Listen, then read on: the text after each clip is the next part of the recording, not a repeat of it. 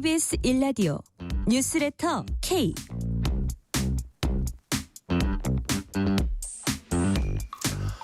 안녕하세요. 뉴스레터 K 진행하는 전종철입니다. 윤석열 대통령에 대한 헌법재판소 탄핵 심판 절차가 시작된 가운데 윤 대통령 측 변호인단은 공개 변론이 열리면은 윤 대통령이 직접 헌재 법정에 나와서 입장을 밝힐 예정이라고 전했습니다. 공석인 국회 추천 헌법재판관 후보자 3명의 임명 문제를 놓고 여당은 대통령 권한대행이 재판관 임명 문제를 놓고 여당은 대통령 권한대행이 재판관 임명을 할 수 없다고 주장한 반면에 야당은 탄핵 절차 지연 작전이라면서 반발했습니다. 헌재 탄핵 심판 관련 쟁점들 김선택 고려대 법학전문대학원 교수와 꼼꼼히 짚어보겠습니다. 탄핵 절차 포함한 핵심 정치 현안들은 정치 토크 코너에서 자세히 다뤄봅니다. 문자샵 9730, 짧은 문자 50원, 긴 문자는 100원, 어플리케이션 콩으로 보내시면 무료입니다. 유튜브 KBS 1라디오 계정 채팅으로도 얘기 나누실 수 있습니다. 문자 보내주시면 추첨을 통해서 커피 쿠폰 보내드릴 테니까요. 여러분의 이야기도 많이 들려주세요. 뉴스레터 K 지금부터 시작합니다.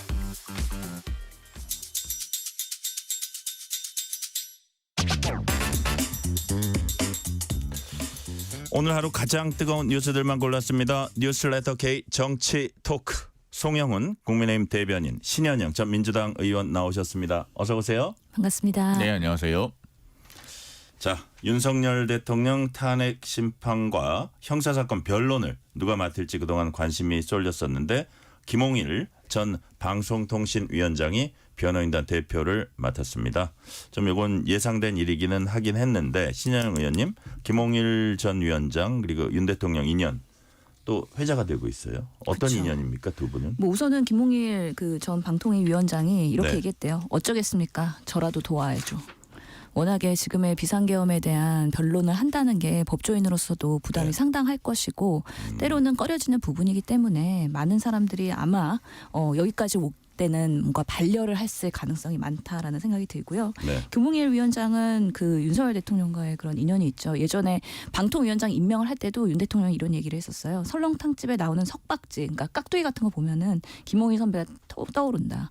이 김홍일 전 위원장, 지금은 변호사가 예전에 정말 부모님 여의고 아이들, 형제들 혼자 키우면서 여러 가지 어려움, 고생을 많이 했다고 해요. 그래서 깍두기 할 때도 정말 고춧가루 없어갖고 소금 넣고선 하고 막 그랬던 미담들을 어렵게 시절이 성장해서 있었다 사실 이거죠? 성공한 그런 검찰 특수통의 그런 법조인인데 사실 방통위원장 할 때 논란 되게 많았죠. 방송의 전문성이 있느냐, 언론에 대한 경험이 있느냐 이런 부분에 있어서 야당에서의 비판이 있었고 이런 미담으로 사실은 윤석열 대통령과 그 여당 측에서 덮으려고 했었던 그런 이슈들이 있긴 하지만 아무튼 이번에 그래도 중책을 맡아서 앞으로 뭐 화면에서 많이 보게 될 것 같다는 생각 듭니다. 네. 자, 오늘 윤 대통령 변호인단 측이 입장 밝혔습니다. 가장 눈에 띄는 부분이 공개 변론이 열리면 윤 대통령이 직접 헌재 심판정에 나와서 입장을 밝히겠다 이렇게 전했고요. 또 수사 대응, 탄핵 심판 대응, 재판 대응 세 갈래로 나눠서 대응을 하겠다. 이렇게 밝혔습니다. 송영훈 대변인 좀 약간 보완 설명을 조금 해주세요. 일단 제가 추론하기로는 지금 예. 윤 대통령 측에서는 2017년 그 박근혜 전 대통령 탄핵 심판 때 박 전 대통령이 8대 0으로 파면 결정을 받은 원인 중에 하나가 박 전 대통령이 끝까지 그 헌재 심판정에 한 번도 출석하지 않고 네. 사실상 뭐 방어를 포기한 듯한, 그러니까 대리인단과는 별개로 박 전 대통령 본인은 그런 태도를 보여준 것이 그 원인 중에 하나다 이렇게 보는 것이 아닌가 생각됩니다. 그러니까 윤 대통령이 직접 헌재 심판정에 나와서 입장을 밝히겠다 이런 네. 것을 시사를 했는데 저는 그게 적절할지는 잘 모르겠어요. 개인적으로는. 아, 그래요? 왜냐하면은 박근혜 전 대통령 때는 오히려 지나치게 그 사건을 외면하고 뭔가 좀 회피하듯이 했던 것이 문제라면 지금 윤 대통령 같은 경우는요. 오히려 그 잘못된 점을 솔직하게 인정하기보다는 뭔가 그 사안을 축소하려고 하는 태도가 문제예요. 대국민 담화에서 그런 것들이 적나라하게 드러났잖아요. 특히 12월 12일 대국민 담화는 일반 국민들께서 보시기에는 마치 그 국민들과 싸우겠다고 하는 것처럼 들렸을 거예요. 끝까지 싸우겠다고 할 때. 그런데 이게 왜 문제냐면 지금 윤 대통령은 본인이 법률가 출신입니다. 그러다 보니까 본인이 여러 가지 논변을 펼치면 그런 것들이 법적으로 본인에게 이익이 된다고 생각할 수 있는데 송 대변인 그렇게 안 보세요? 미국 속담이 있어요. 미국 격언이 있는 게 그 A man who is his own lawyer has a fool for a client. 그 무슨 얘기냐면 자기 자신을 위한 변호사는 의뢰인에 대해서 바보가 된다. 뭐 이런 얘기입니다. 직역하면. 그러니까 중도 제 머리 못 깎는다는 속담이 있잖아요. 그 변호사도 자기 자신의 사건이 되면 이걸 객관적으로 보기 어렵기 때문에 오히려 그 스스로에게 해를 끼치는 일을 할 수 있다는 의미를 담은 그런 아무리 뛰어난 격언입니다. 법률가도 또 변호사를 쓰는 거군요. 그렇습니다. 그래서 지금 한 20명 규모의 변호인단이 구성될 거라고들 언론에서 보도하고 있는데 네. 윤 대통령은 그래도 뭔가 그 방어를 해보려면은 그분들의 말씀을 잘 듣고 따라가셔야지 본인이 그 법적인 방어를 주도하거나 본인이 법정에 나와서 하시고 싶은 말씀을 다 하시게 되면 그게 오히려 유리하지 않을 것이다. 저는 그렇게 생각합니다. 자, 그렇다면 제가 송 대변인께 하나 더 여쭤볼게요. 윤 대통령 측은 내란죄 성립이 안 된다. 정권 찬탈 의도도 없었고 뭐 폭동 요소도 없었다 이렇게 주장하고 있습니다. 그러면서 오히려 야당의 여러 국정 난맥과 국헌 문란 부분 뭐 이런 것을 따질 것이라고 했습니다. 이게 좀 먹힐 수 있다고 보세요. 어떠세요? 그러면은 이제 탄핵 심판은 더 정치 재판화 되겠죠. 그런데 그 내란죄 성립 여부는요. 이제 폭동이라고 하니까 이제 우리 청취자들께서는 riot 그러니까 정말로 어떤 그 물리적으로 뭐랄까 때려 부수고 이런 게 있어야지만 폭동인 것 아니냐 이제 이렇게 생각하실 수 있는데 법률 용어로서 이 내란죄에서의 폭동은 가장 넓은 의미의 협박이라고 해서요. 최광의의 협박이라고 하는데 그러니까 사람에게 어떤 외포심이 들게 해서 뭔가를 위축돼서 못하게 할 정도면 충분해요.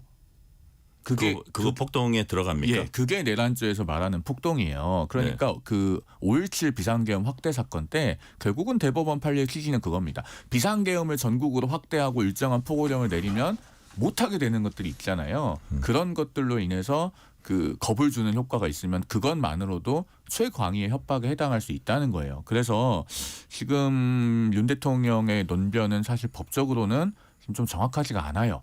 그리고 아마 지금까지 발생한 사실관계를 봤을 때 다른 논변을 세우기도 쉽지 않아 보이는데 뭐 변호인단을 구성한다고 하니까 한번 잘 논의를 해보시기 바랍니다. 더더욱 자기가 직접 변론하는 거는 그렇게 효과적이진 않고 역효과를 갖고 올 가능성도 높아 보인다 이렇게 보시는 거네요. 그렇죠. 네.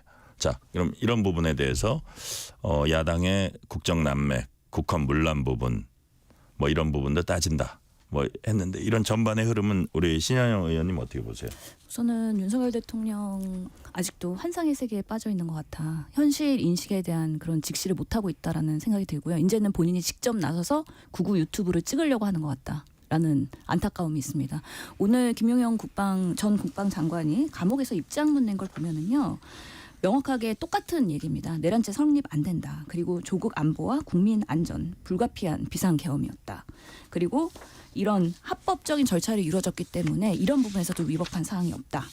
야당의 광란의 칼을 멈춰 세우기 위해서 우리는 최선을 다한 노력이다. 아마 그런 방식으로 계속 변론이 이루어지지 않을까. 그러면서 탄핵, 예산, 입법 폭주를 한 야당을 블레임하고 또 선관위의 부정선거에 대한 뭔가 근거를 제시할 것처럼 보입니다. 이러면 이럴수록 정말 국민들과 멀리 가겠구나. 그런 면에서 아직도 윤석열 대통령이 착각하고 있는 게 본인이 검찰총장 출신으로서 자기의 변론을 제일 잘할 수 있을 거라는 자신감에 처해 있는 것이 문제인 것 같고 정말 나는 국가를 위한 최선이었다. 그리고 야당은 여전히 범죄자이다. 이런 착각 속에서 살고 있는 그것을 누가 과연 깰 수 있을까? 아마 탄핵 소추가 정말 이제 인용이 되는 그 순간까지도 본인은 그렇지 않다는 걸 굳게 믿고 있을 거기 때문에 그래서 지난 2년 반 동안에 대한민국이 이렇게 난맥상에 있었구나. 다시 한번 국민들이 알게 될 거라고 생각을 합니다. 네.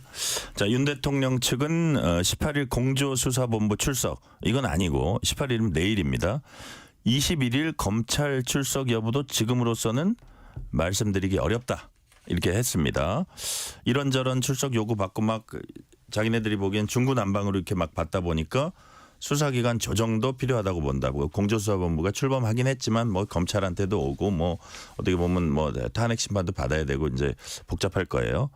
수사기관 조정도 필요하다. 이를 검토한 뒤에 입장을 내겠다 밝혔어요.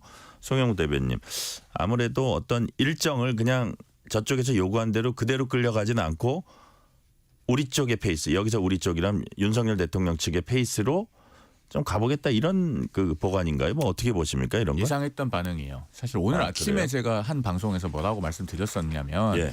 윤 대통령은 아마도 어느 기관에서 오라고 한다고 해서 자발적으로 바로 출석을 할 것 같지는 않고 특히나 피의자나 피의자의 변호인 측에서 예. 이거 지금 여러 수사기관에서 경쟁적으로 나오라고 하는데 어디에 나가는 것이 맞는지를 어떻게 우리가 판단할 수 있느냐. 예. 그래서 아마 그런 이유로 못 나간다고 할 것이다라고 말씀을 드렸었는데 지금 약간 그것과 궤를 같이 하는 반응이 나왔습니다. 네. 그런데 아마 제 생각에는 앞으로 이렇게 흘러갈 것 같아요. 그러면은 어느 수사기관이든지 법원에 체포영장을 청구를 해서 예. 먼저 체포영장을 받은 쪽이 받았다고 공표를 하고 뭔가 집행에 나서면 실제로 체포영장을 집행하는 방식으로 이루어지는 것이 아니라 그걸 통해서 윤 대통령 측과 조율을 해서 그 체포영장을 받아낸 기관 쪽에 출석하는 방식으로 진행이 되지 않을까.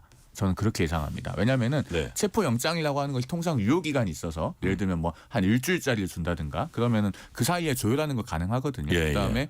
대통령 경호실에서 만약에 이걸 못 들어오게 막는다고 하면 실제로 체포영장을 그럼 집행하는 과정에서 이게 공무집행 방해냐 아니냐 뭐 또 부수적인 각종 법적 논란이 초래될 수 있습니다. 그렇게 하느니 제가 봤을 때는 영장을 받아낸 수사기관에서도 조율을 시도할 것 같고 윤 대통령 측에서도 그렇게까지 된 이상에는 안 나가는 것이 명분이 부족하다고 판단할 것 같고 저는 그래서 앞으로 그런 진행이 가장 유력한 시나리오가 아닐까라고 봅니다. 그러니까 오늘 보면 법적 어떤 절차 내에서 충분히 그걸 지킬 것이다라는 취지로 또 변호인단이 얘기했거든요. 그런 그러니까요. 것도 모양새 아주 좀 사나운 그런 건 또 원치 않을까요? 그런 것들이 좀 반영된 것 같아요. 그런 멘트도. 그렇죠. 왜냐하면 직무 정지됐다고는 하지만 어쨌든 대통령 신분은 유지되고 있으니까 네. 그게 체포영장이 집행되는 방식이 된다면 얼마나 또 국가적으로 불행한 일입니까? 바람직하지는 않죠. 그러니까 그런 것들이 아마 수사기관에서도 고려를 하고 윤 대통령 변호인 측에서도 고려를 할 걸로 보입니다. 네. 우리 신현영 의원님 보시기엔 어떤 것이 가장 이상적인 뭐 이제 수사를 받아야 되고 헌재 이제 저 심리를 받고 심판을 받아야 될 텐데 이제 또 왔다 갔다 출석도 해야 되고 하는데 어떤 모습들이 가장 뭐 좀 뭐라 그럴까 합리적이고 좀 이상적인 모습이라고 보세요. 저희가 뭐 국민들께서 윤석열 대통령 그 변호인단과 당사자한테 뭔가 합리적인 모습을 기대를 이미 저버리지 않았을까라는 생각이 들어요. 그래서 앞으로도 뭔가 겸손한 본인의 그런 비상계엄에 대한 책임성 있는 그런 모습을 보이지 않을 것 같다는 우려가 상당히 있는 건데요. 네. 이미 벌써 방탄은 시작이 됐죠. 그래서 소환 통보서도 계속 거부하고 있잖아요. 공수처도 18일 날 나오라, 검찰도 15일, 20일 두 차례 통보를 했고 그런 과정에서 출석 요구서도 수치 거부하고 뭐 대통령실이나 관사, 경호처 비서실 뭐 소관 아니라고 다 튕겨 나가고 이런 방식으로 하기 때문에 과연 국민과 함께 끝까지 싸우겠다라고 한 윤석열 대통령의 말이 결국에는 국민 대상 그리고 수사기관 대상 그리고 이제 법조계 이제 재판관이나 아니면 헌재 대상으로까지 끝까지 싸우겠다라는 그런 이야기를 수사는 그렇게 했던 거 아니에요. 받겠다는 건데. 그런데 지금 그래도요? 검찰에도 아마 본인이 쇼핑하는 네. 선택적인 수사를 받을 것 같다는 생각이 들거든요. 그래서 지금의 경찰과 지금 검찰 경쟁적으로 하고 있긴 한데 좀 난맥상이 있습니다. 민주당에서는 지금 검찰에서 손을 떼야 된다라고 주장을 하고 있고 네. 지금 우리가 국민들이 생각하기에는 김건희 여사 검찰 조사 받을 때 어떤 방식으로 했습니까? 그러던 검찰이 어느 순간 윤석열 대통령을 제대로 수사할 수 있을까? 아무리 지금 태세 전환을 했다고 하더라도 과연 그것이 윤석열 라인의 검찰이 남아있는 상황에서 제2의 우병우 사태가 발생하는 건 아닌가 이런 우려들이 발생할 수 있는 거거든요. 그래서 이왕 수사하고 이왕 헌재에 가서 또 재판을 받을 거면은 그 결과를 수용할 수 있도록 그 과정 관리가 매우 중요하고 국민들이 공감하고 이 정도면 충분하다라고 합리적으로 받아들일 수 있는 방식으로 해야 된다고 생각이 들어서 윤석열 변호인단의 선택권을 최소화할 수밖에 없다라고 생각을 합니다. 자, 지금까지 전개된 거 보면 정영훈 대변인. 예, 검찰이 김영현 전 국방장관 신병도 가장 먼저 확보를 하고 구속영장도 가장 먼저 청구해서 실제로 구속을 받아냈잖아요. 되게 지금 적극적으로 하고 있지 않습니까? 그걸 가장 빨리 했다는 게 중요합니다. 예. 그러니까 왜냐하면 김영현 전 국방장관이 전체 그 관계도를 그려보면은 그 모래시계의 그 가운데 있는 것 같은 그런 인물이에요. 정확하게 키가 되거든요. 예. 그 인물의 신병을 가장 먼저 확보했다는 점에서 저는 검찰이 강력한 수사 의지를 갖고 있고 검찰이 이 사건을 제대로 수사하지 못하면 경우에 따라서는 훗날 뭐 정권이 바뀔지 안 바뀔지 모르겠지만 그런 경우에 유사시에는 정말 공소청이 될 수도 있다. 그런 위기의식을 갖고 수사하고 있다고 봅니다. 명운을 걸고 수사하고 그럼요. 있다. 그것을 국민들한테 자, 신현영 오엽게 의원님. 하기 위해서는 사실 추미애 의원도 제기를 했긴 했지만 비상계엄 과정에서의 검찰이 개입하는 의혹이 지금 포착이 됐다는 거예요. 그러면서 여인영 방첩 사령관이 제1처장한테 얘기할 때 그날의 비상계엄 당시에 국정원이랑 검찰도 연락이 올 것이다. 계엄 관련한 뭔가 모종의 것이 있을 거다. 이런 제보를 받았다는 거거든요. 그래서 그런 부분들이 아직 밝혀지지 않은 상황이기 때문에 검찰의 일부 조직들은 동원됐을 가능성이나 아니면 비밀 조직에서의 그런 역할이 있었을 수 있기 때문에 그런 부분까지 말끔히 해소하면서 국민들한테 선제적으로 하는 모습을 꼭 필요할 것 같다라는 생각 듭니다. 네. 자, 윤석열 대통령 탄핵 심판첫 변론 준비기일 27일로 이제 잡혔습니다. 그런데 공석 상태인 재판관 3명 임명두고 여야가 이제 맞서고 있습니다. 국민의힘 권성동 당대표 권한대행 및 원내대표 목소리 직접 들어보시겠습니다. 대통령 권한대행은 대통령 고리 시에는 헌법재판관을 임명할 수 있지만 대통령 직무정지 시에는 임명할 수 없다고 봐야 합니다. 과거 황교안 대통령 권한대행도 탄핵안이 헌재에서 최종 인용된 이후에 대법원이 추천한 이선의 헌법재판관을 임명한 전례가 있습니다. 지금은 대통령이 고리 상황이 아닌 직무정지 상황이기 때문에 한덕수 권한대행은 대통령의 탄핵 심판, 탄핵 결정 전까지 헌법재판관을 임명할 수 없습니다. 자, 권성동 원내대표는 지금 민주당의 헌법재판관 임명 속도전은 과거 민주당 주장과 180도 달라진 것이라고 지적하면서 지금 그 권한대행이 임명해서는 안 된다 이런 논거를 펼치고 있는데, 자, 송영훈 대변인 어떻게 보십니까?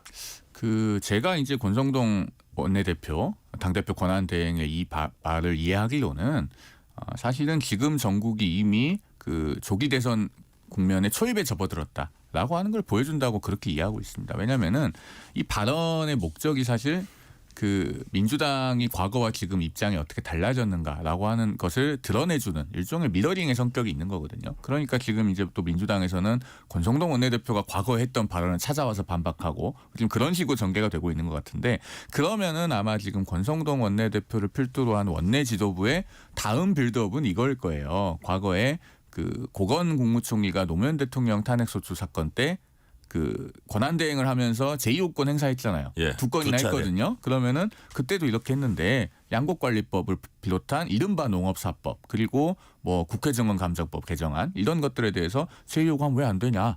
그거 갖고 무슨 뭐 총리를 그렇죠. 권한대행을 사퇴시키느니 그건 하지 마라. 말도 안 된다라고 하는 것들을 빌드업하기 위한 것이 지금 이런 과정이 아니겠는가. 여당 전략을 다 가르쳐 주는데요.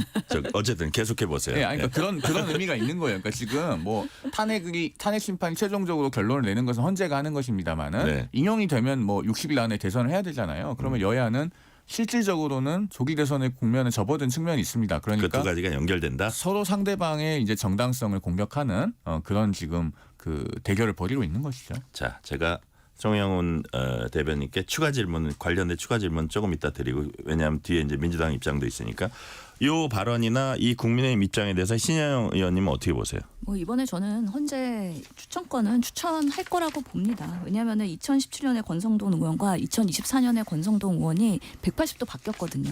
그 당시만 해도 박근혜 대통령 탄핵 결정 전에 대법원장 지명의 그 헌재 위원을 황교안 권한대행이 임명해야 된다고 주장한 게 권성동 의원이었어요.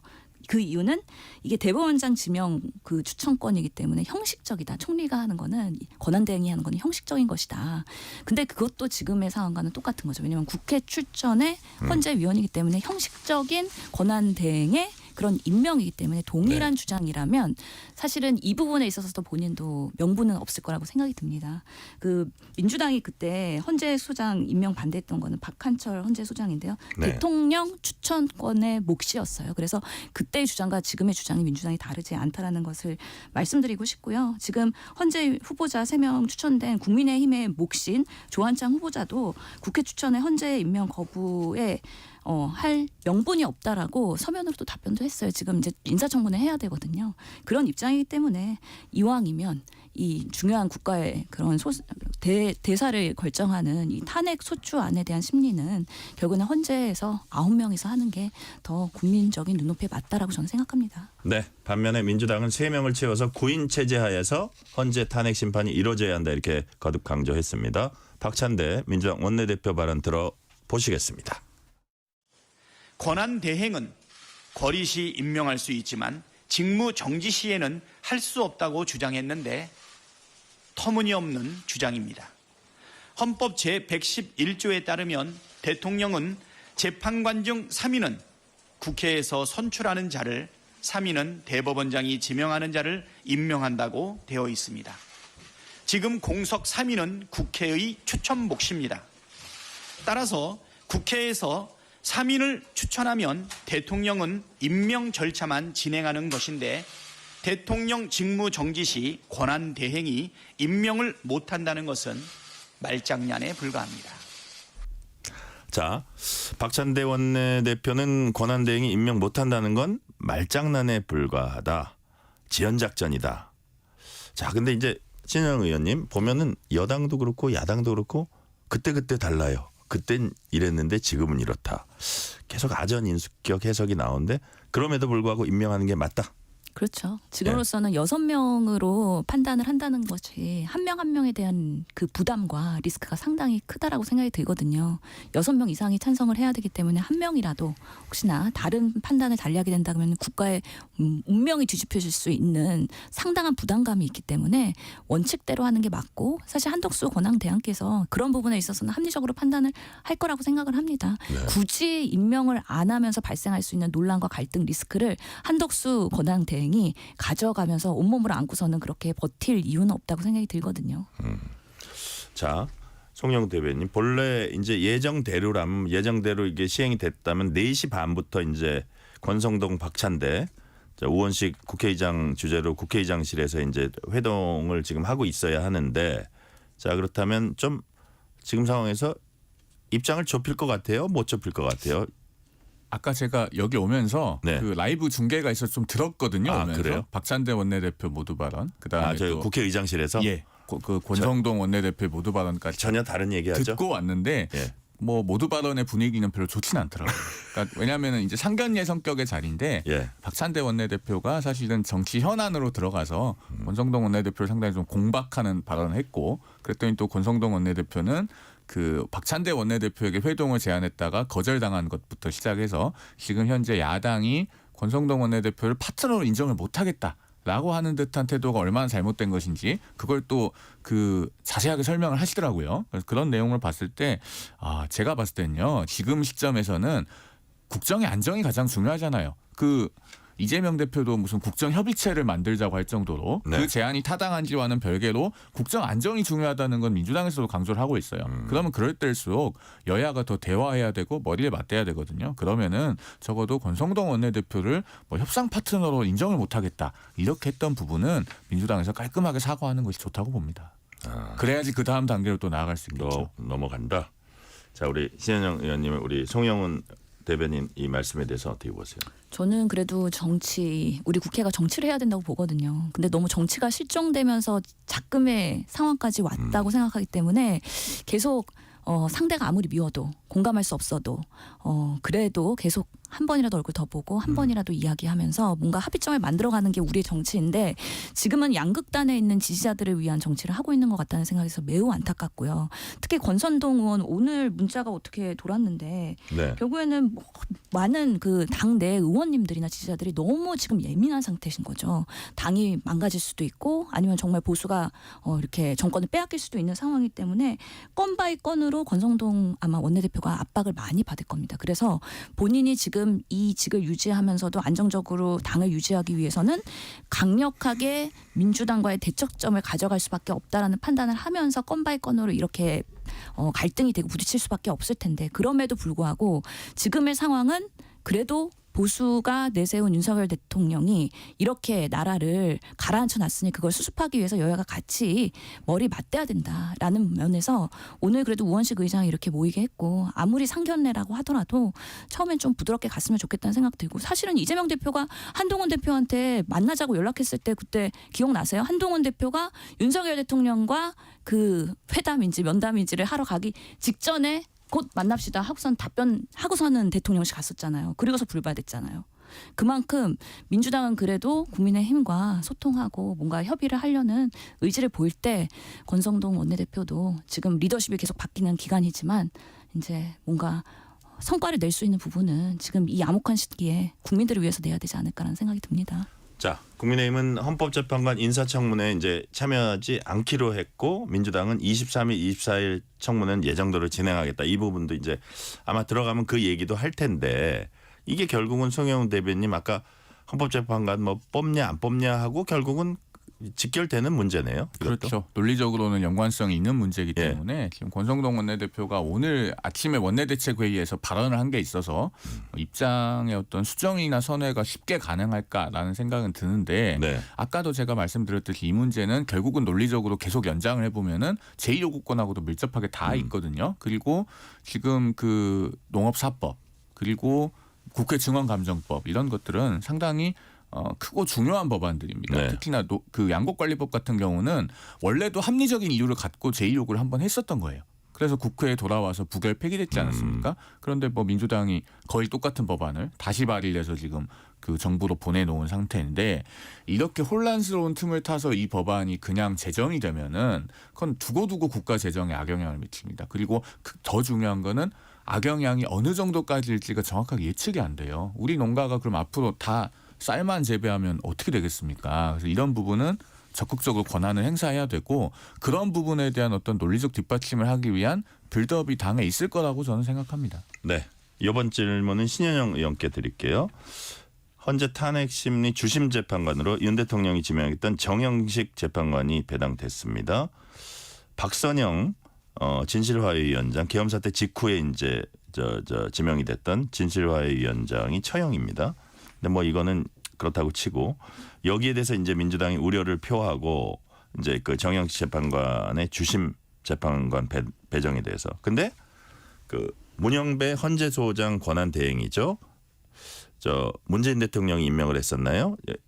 그런 분인데 주심 재판관이 누구냐는 재판 속도나 방향에 영향 미치지 못한다 했어요.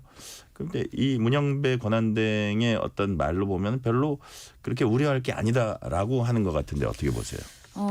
믿어야죠. 뭐 헌법재판관들 한 분 한 분은 정말 독립된 헌법기관이라고 생각이 드니까 정말 국민의 눈피해서 대한민국의 지금 현 시점에서 무엇이 합당한가에 대한 판단을 할 거라고 저는 믿습니다. 그럼에도 네. 불구하고 재판관들도 사람인지라 주관적인 요소가 그래도 바탕에서 작용을 할 수 있다 결정 과정에서 그런 면에서의 그 진실화해위원장으로서의 그 처형이 정말 탄핵 직전에 임명이 됐잖아요. 예. 그리고 본인도 사실은 윤석열 대통령이 임명한 사람이기 때문에 이번 정권에서의 탄핵 가결이 되지 않도록 하는 인용이 되지 않도록 하는 그러니까 결국에는 기각을 바라는 마음들이 암암리에 이렇게 예.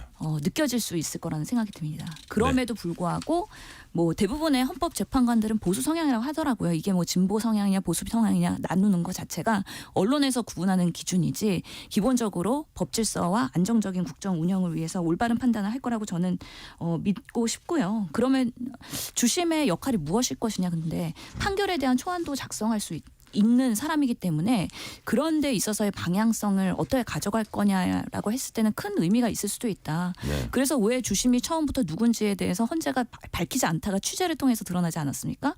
그런 부분에서 오해를 받지 않도록 하기 위해서 정말 제대로 독립적이고 객관적인 그런 판단을 해주기를 바라는 마음이 있습니다. 하나 우려되는 건 민주당에서 이제 대통령이 적극적으로 방어에 나설 거잖아요. 그러면 수많은 증인 신청, 예를 들어서 탄핵을 남발했다 그럼 탄핵당한 사람 다 부를 수도 있어요. 시간을 너무 끈다. 예, 그러면서 수많은 증인 신청, 그러면서 정말 재판기를 뭔가 심리기나 재판 심리를 이런 것들을 계속 늦추는 분위기를 주도하는 것들도 주심의 역할에 만약에 해당된다 그러면 그런 부분에 있어서의 좀 우려가 되는 부분이 있기 때문에 그런 것을 표명한 것으로 저희는 이해하고 있습니다. 자, 송영훈 대변인 뭐 법률 전문가지만 시간 관계상 주심의 역할이 얼마나 영향을 미칠지 좀 짧게 정리해 주세요. 제한적일 거라고 봐요. 일단은 중요한 절차적인 부분에 대한 결정을 할 때는 결국은 네. 재판관들이 합의를 할 겁니다. 그러면 n분의 1이 되는 가능성이 높겠고요. 그다음에 말씀하신 것과 같은 논란의 소지를 최대한 차단하기 위해서 이번에 변론 준비기를 진행하는 수명법관 또 주심 한 명이 아니고 이미선 재판관과 정영식 재판관 2명으로 하지 않았습니까? 네. 그런데 이미선 재판관은 문재인 전 대통령이 임명을 했고 정영식 재판관은 윤석열 대통령이 임명을 했어요. 그렇게 양쪽의 균형을 맞춤으로써 최대한 절차를 공정하게 하겠다는 그런 헌법재판소의 의지가 현재 드러나고 있다. 이렇게 말씀드리겠습니다. 네, 이 시간 교통 상황 알아봅니다. 라디오 교통정보센터 임초희 리포터 나와주세요. 네, 이 시각 교통정보입니다. 고속도로 퇴근길 상습정체 구간 중심으로 긴 구간에서 밀립니다. 경부고속도로는 서울 쪽으로 입장 휴게소에서 안성 쪽으로 12km 구간 막히고요. 이후 오산에서 동탄, 또 기흥에서 죽전 휴게소 부근까지 각각 밀립니다. 더 가서는 판교, 그리고 달래내에서 반포 나들목까지도 어렵고요. 수도권 제1순환고속도로 일산에서 판교 쪽은 김포 요금소에서 송내까지 길게 밀리고 있습니다. 더 가서는 평촌과 청계터널 부근에서 모두 교통량이 늘었고요. 서울 시내는 올림픽대로 공항 쪽으로 강동대교 부근 1차로에 고장난 차가 있어서 주의를 하셔야겠습니다. 뒤로 강일 나들목 이전부터 여파로 정체고요. 더 가서는 청담대교에서 가양대교까지 정체 많이 심합니다. 내부순환도로는 성산 방향으로 마장에서 연희까지 정체가 이어졌고요. 마장과 월곡 사이 3차로에 고장난 차 서 있어서 차선 변경 잘하시기 바랍니다. KBS 교통정보센터에서 임초희였습니다. 퇴근길 당신과 함께 읽는 세상 이야기 KBS 1라디오 뉴스레터 K.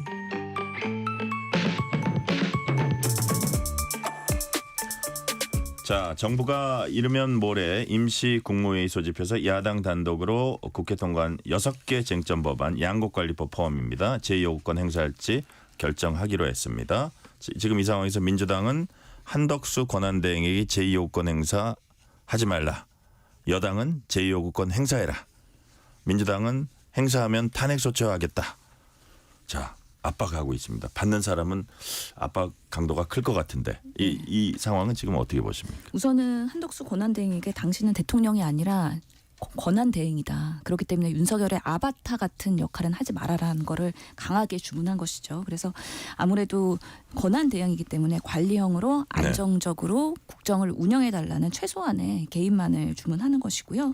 그러다 보니까 한덕수 권한대행은 얼마나 이게 지금 압박을 많이 받고 있겠습니까? 정말 골치가 많이 아플 것 같은데 그래서 요구한 것이 오늘 우원식 의장이 국정협의체에 뭔가 단초가 될 수 있는 여야 대표를 같이 모았기 때문에 거기서 한번 논의해달라고 요청을 한덕수 권한대행이 얘기한 것이죠. 그래서 국회에서 사실 논의가 잘 된다 그러면은 이런 법안들이 어디까지를 합의점을 가지고서는 통과시킬 수 있을까를 다시 논의할 수 있을 텐데 지금의 상황에서는 오늘의 첫 분위기만 해도 그렇지 않다는 거잖아요. 네. 그래서 그런 뭔가 협치와 협상을 기대하기는 어려울 것 같고 결국에는 한덕수 권한대행이 판단을 하긴 해야 될 텐데 이것을 거부권을 행사했을 때의 국회와 우리 사회가 갖는 리스크 그리고 행사 안 했을 때에 대한 그 리스크와 갈등 어느 게 더 큰지 최소화하는 방향으로 결정을 할 텐데 아직 결정을 과연 했을까? 뭐 들리는 소문으로는 거부권 행사할 가능성이 높다라고 들리는 것 같습니다. 네. 그런 면에서 좀 더 지켜볼 필요가 있다고 생각합니다. 자, 송영훈 대변인 이제 말씀하시기 전에 짧게 하나 더 여쭤보면 아까 송영훈 대변인이 이제 그 중간 그 교통 나오기 전에 말씀하셨던 이게 두 가지가 얽혀 있다. 헌법재판관 임명하고 거부권 행사, 권한 대행의 어떤 뭐랄까 권리 할 수 있는 역할 이거에 대한 거잖아요. 예. 둘 다 할 수 있다. 이건 되고 이건 못 한다. 아니 못 한다 안 해야 된다. 어떤 겁니까? 그 거부권. 그거 두 개를 동시에 놓고서는 동일하게 판단할 수는 없을 것 같아요. 근데 한덕수 권한대행은 저는 이걸 고민할 것 같아요. 만약에 거부권을 행사하지 않으면 만약에 그 다음에 민주당이 또 다시 단독으로 올릴 수가 있거든요. 그때는 또 어떻게 해야 되는가에 대한 고민의 연속이 될 수 있거든요. 그래서 그런 방식을 차단하는 안정형으로 결론을 보수적으로 낼 수도 있겠다라는 생각은 듭니다. 네. 자, 송영 대변님. 딴 건 몰라도 양곡관리법은 아까도 잠시 말씀하셨지만 정부 여당이 아주 강력하게 반대해온 이건 시장 질서를 흐린다. 혼란시킨다고 반대해온 건데 지금 정치 상황이 이렇게 되고 열세에 놓이고 뭐 여러 가지 복잡하다고 해서 요번에 그냥 통과를 시킨다? 이 부분도 더더욱 걱정될 것 같아요. 어떻게 될 걸로 전망하세요? 그러니까요. 그 대통령 권한 대행의 권한 행사를 이른바 현상 유지설이라고 해서 최대한 현상 유지에 가까운 것만 하고 적극적으로 행사하면 안 된다 이렇게 주장하는 분들이 계신데 네. 그게 사실 맞지가 않은 게 그러면은 만약에 대통령 권한 대행으로 있는데 북한군이 쳐들어오면 반격을 안 해야 됩니까? 국군 통수권 적극적으로 행사해야 되거든요. 마찬가지입니다. 지금 이 국가 재정에 대해서 두고두고 장기간에 걸쳐서 미치는 위험이 너무 커요. 네. 그렇기 때문에 이 양곡관리법을 이미 한번 제2요구를 했었던 것이고요. 과거 사례도 보면은 고건 권한대행이 2004년에 제2요구를 2건을 했는데 하나는 사면법이고요. 네. 다른 하나가 거창사건 명예회복특별법이에요. 그 거창사건 명예회복특별법을 제2요구할 때 당시 사유가 뭐였냐면 국가재정상 감당이 어렵다라는 네. 것이었거든요. 그래서 이런 것은 정말 권한대행이라고 해서 오히려 해야 할 일을 안 하고 방기하면 안 된다. 더더군다나 현상 유지라고 하는 것은요. 여야의 측면에서 현상 유지라는 것도 있어요. 그러니까 대통령의 직무가 정지되고 국무총리가 대행을 한다고 했을 때 네. 어느 날 갑자기 여당에서 야당으로 바뀐 것처럼 국가 정책이 운영이 돼서도 곤란합니다. 양곡관리법은 이미 한번 제2요구했잖아요. 그러면은 거의 같은 법이 왔으면은 똑같이 제2요구를 하는 게 정치적인 의미에서도 현상 유지에 맞는 것이죠. 저는 이런 점들을 한덕수 권한대행께서 신중하게 고려해서 현명한 판단을 하실 거라고 봅니다. 네. 자, 제2요건 행사 시한은 21일까지라고 하니까 한번 지켜보도록 하겠습니다. 이런 가운데 한덕수 권한대행이 여야 정치권, 국회의장 모두 포함하는 협의체 발족 가능성을 시사를 했습니다. 앞서서 민주당 이재명 대표는 국회와 정부가 함께하는 국정안정협의체 구성을 제안했고 거기에 대해서 국민의힘은 반대 입장을 피력했거든요. 그런데 한덕수 권한대행의 이번 입장 표명으로 이런 국회 정부 같이 하는 협의체 구성에 속도가 붙는다 안 붙는다. 신은영 의원님. 저는 그 결과는 국민의힘에 달려 있다고 생각을 해요. 네. 그 판단이. 지금 국민의힘의 권성동 원내대표는 우리가 아직 여당이다. 그래서 당정 협의를 통해서 이 사안들을 결정해 나갈 것이다. 국가를 운영할 것이다라고 얘기했기 때문에 대선놀이 지금 하지 마라. 뭐 이런 뜻도 있는 것 같아요. 우원식 의장 그리고 이재명 대표 그리고 한덕수 권한대행까지는 이런 협의체 만들어서 좀 안정적으로 관리해서 다음 대선까지는 그래도 같이 뭔가 성과를 내야 되지 않겠느냐라는 건데 국민의힘의 모든 결정이 달려있다고 생각이 들고요. 네. 그런 면에서의 뭔가 권한을 우리가 여당인데 뺏기는 거 아니야?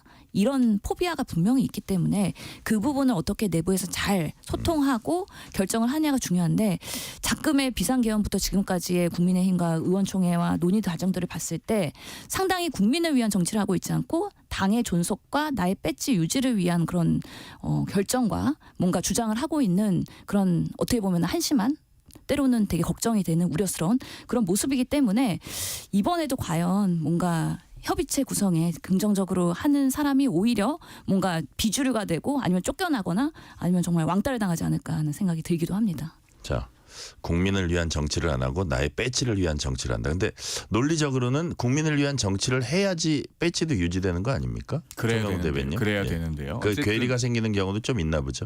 없다고 말할 수는 없죠. 우리 정치 네. 현실에서. 그런데 이 소위 이제 국정협의체 관련된 문제는 민주당이 일단 논리적 일관성을 좀 회복하고 와야 됩니다. 뭐냐면은 그 지지난주 토요일과 일요일에 걸쳐서 이른바 그 한한 체제라고 잠시 불렸던 그러니까 대통령은 최대한 자신의 권한 행사를 거의 최소화하면서 이제 질서 있는 조기 퇴진으로 나아가고 그다음에 그동안에 한덕수 국무총리가 국정을 총괄하면서 여당 대표인 한동훈 전 대표와 아주 긴밀하게 협의해서 이제 국정의 안정을 도모에 나간다. 이런 네. 구상에 대해서 당시 민주당에서 위헌이라고 아주 맹폭을 퍼부었거든요. 그런데 자, 여당이 국무총리와 긴밀하게 당정 협의를 하는 게 어떻게 위헌입니까? 그래놓고 지금 이재명 대표는 국정협의체라고 해서 그러면 여야 다 들어가자 이렇게 하는 거잖아요. 네. 그러면은 더 위헌적인 걸 하자고 하는 거예요. 이런 부분에 대해서 논리적 일관성을 회복하고 와야 됩니다. 아까 그 제2요구권 문제나 또 헌법재판관 임명 문제 다 마찬가지예요. 자, 짧게 요거는 한번 대답을 해주세요. 내일 이재명 대표와 권성동 당대표 내일 권한대행 만나죠. 겸 원내대표가 만나는데 어떤 얘기 정도가 오고 가다 헤어질까요?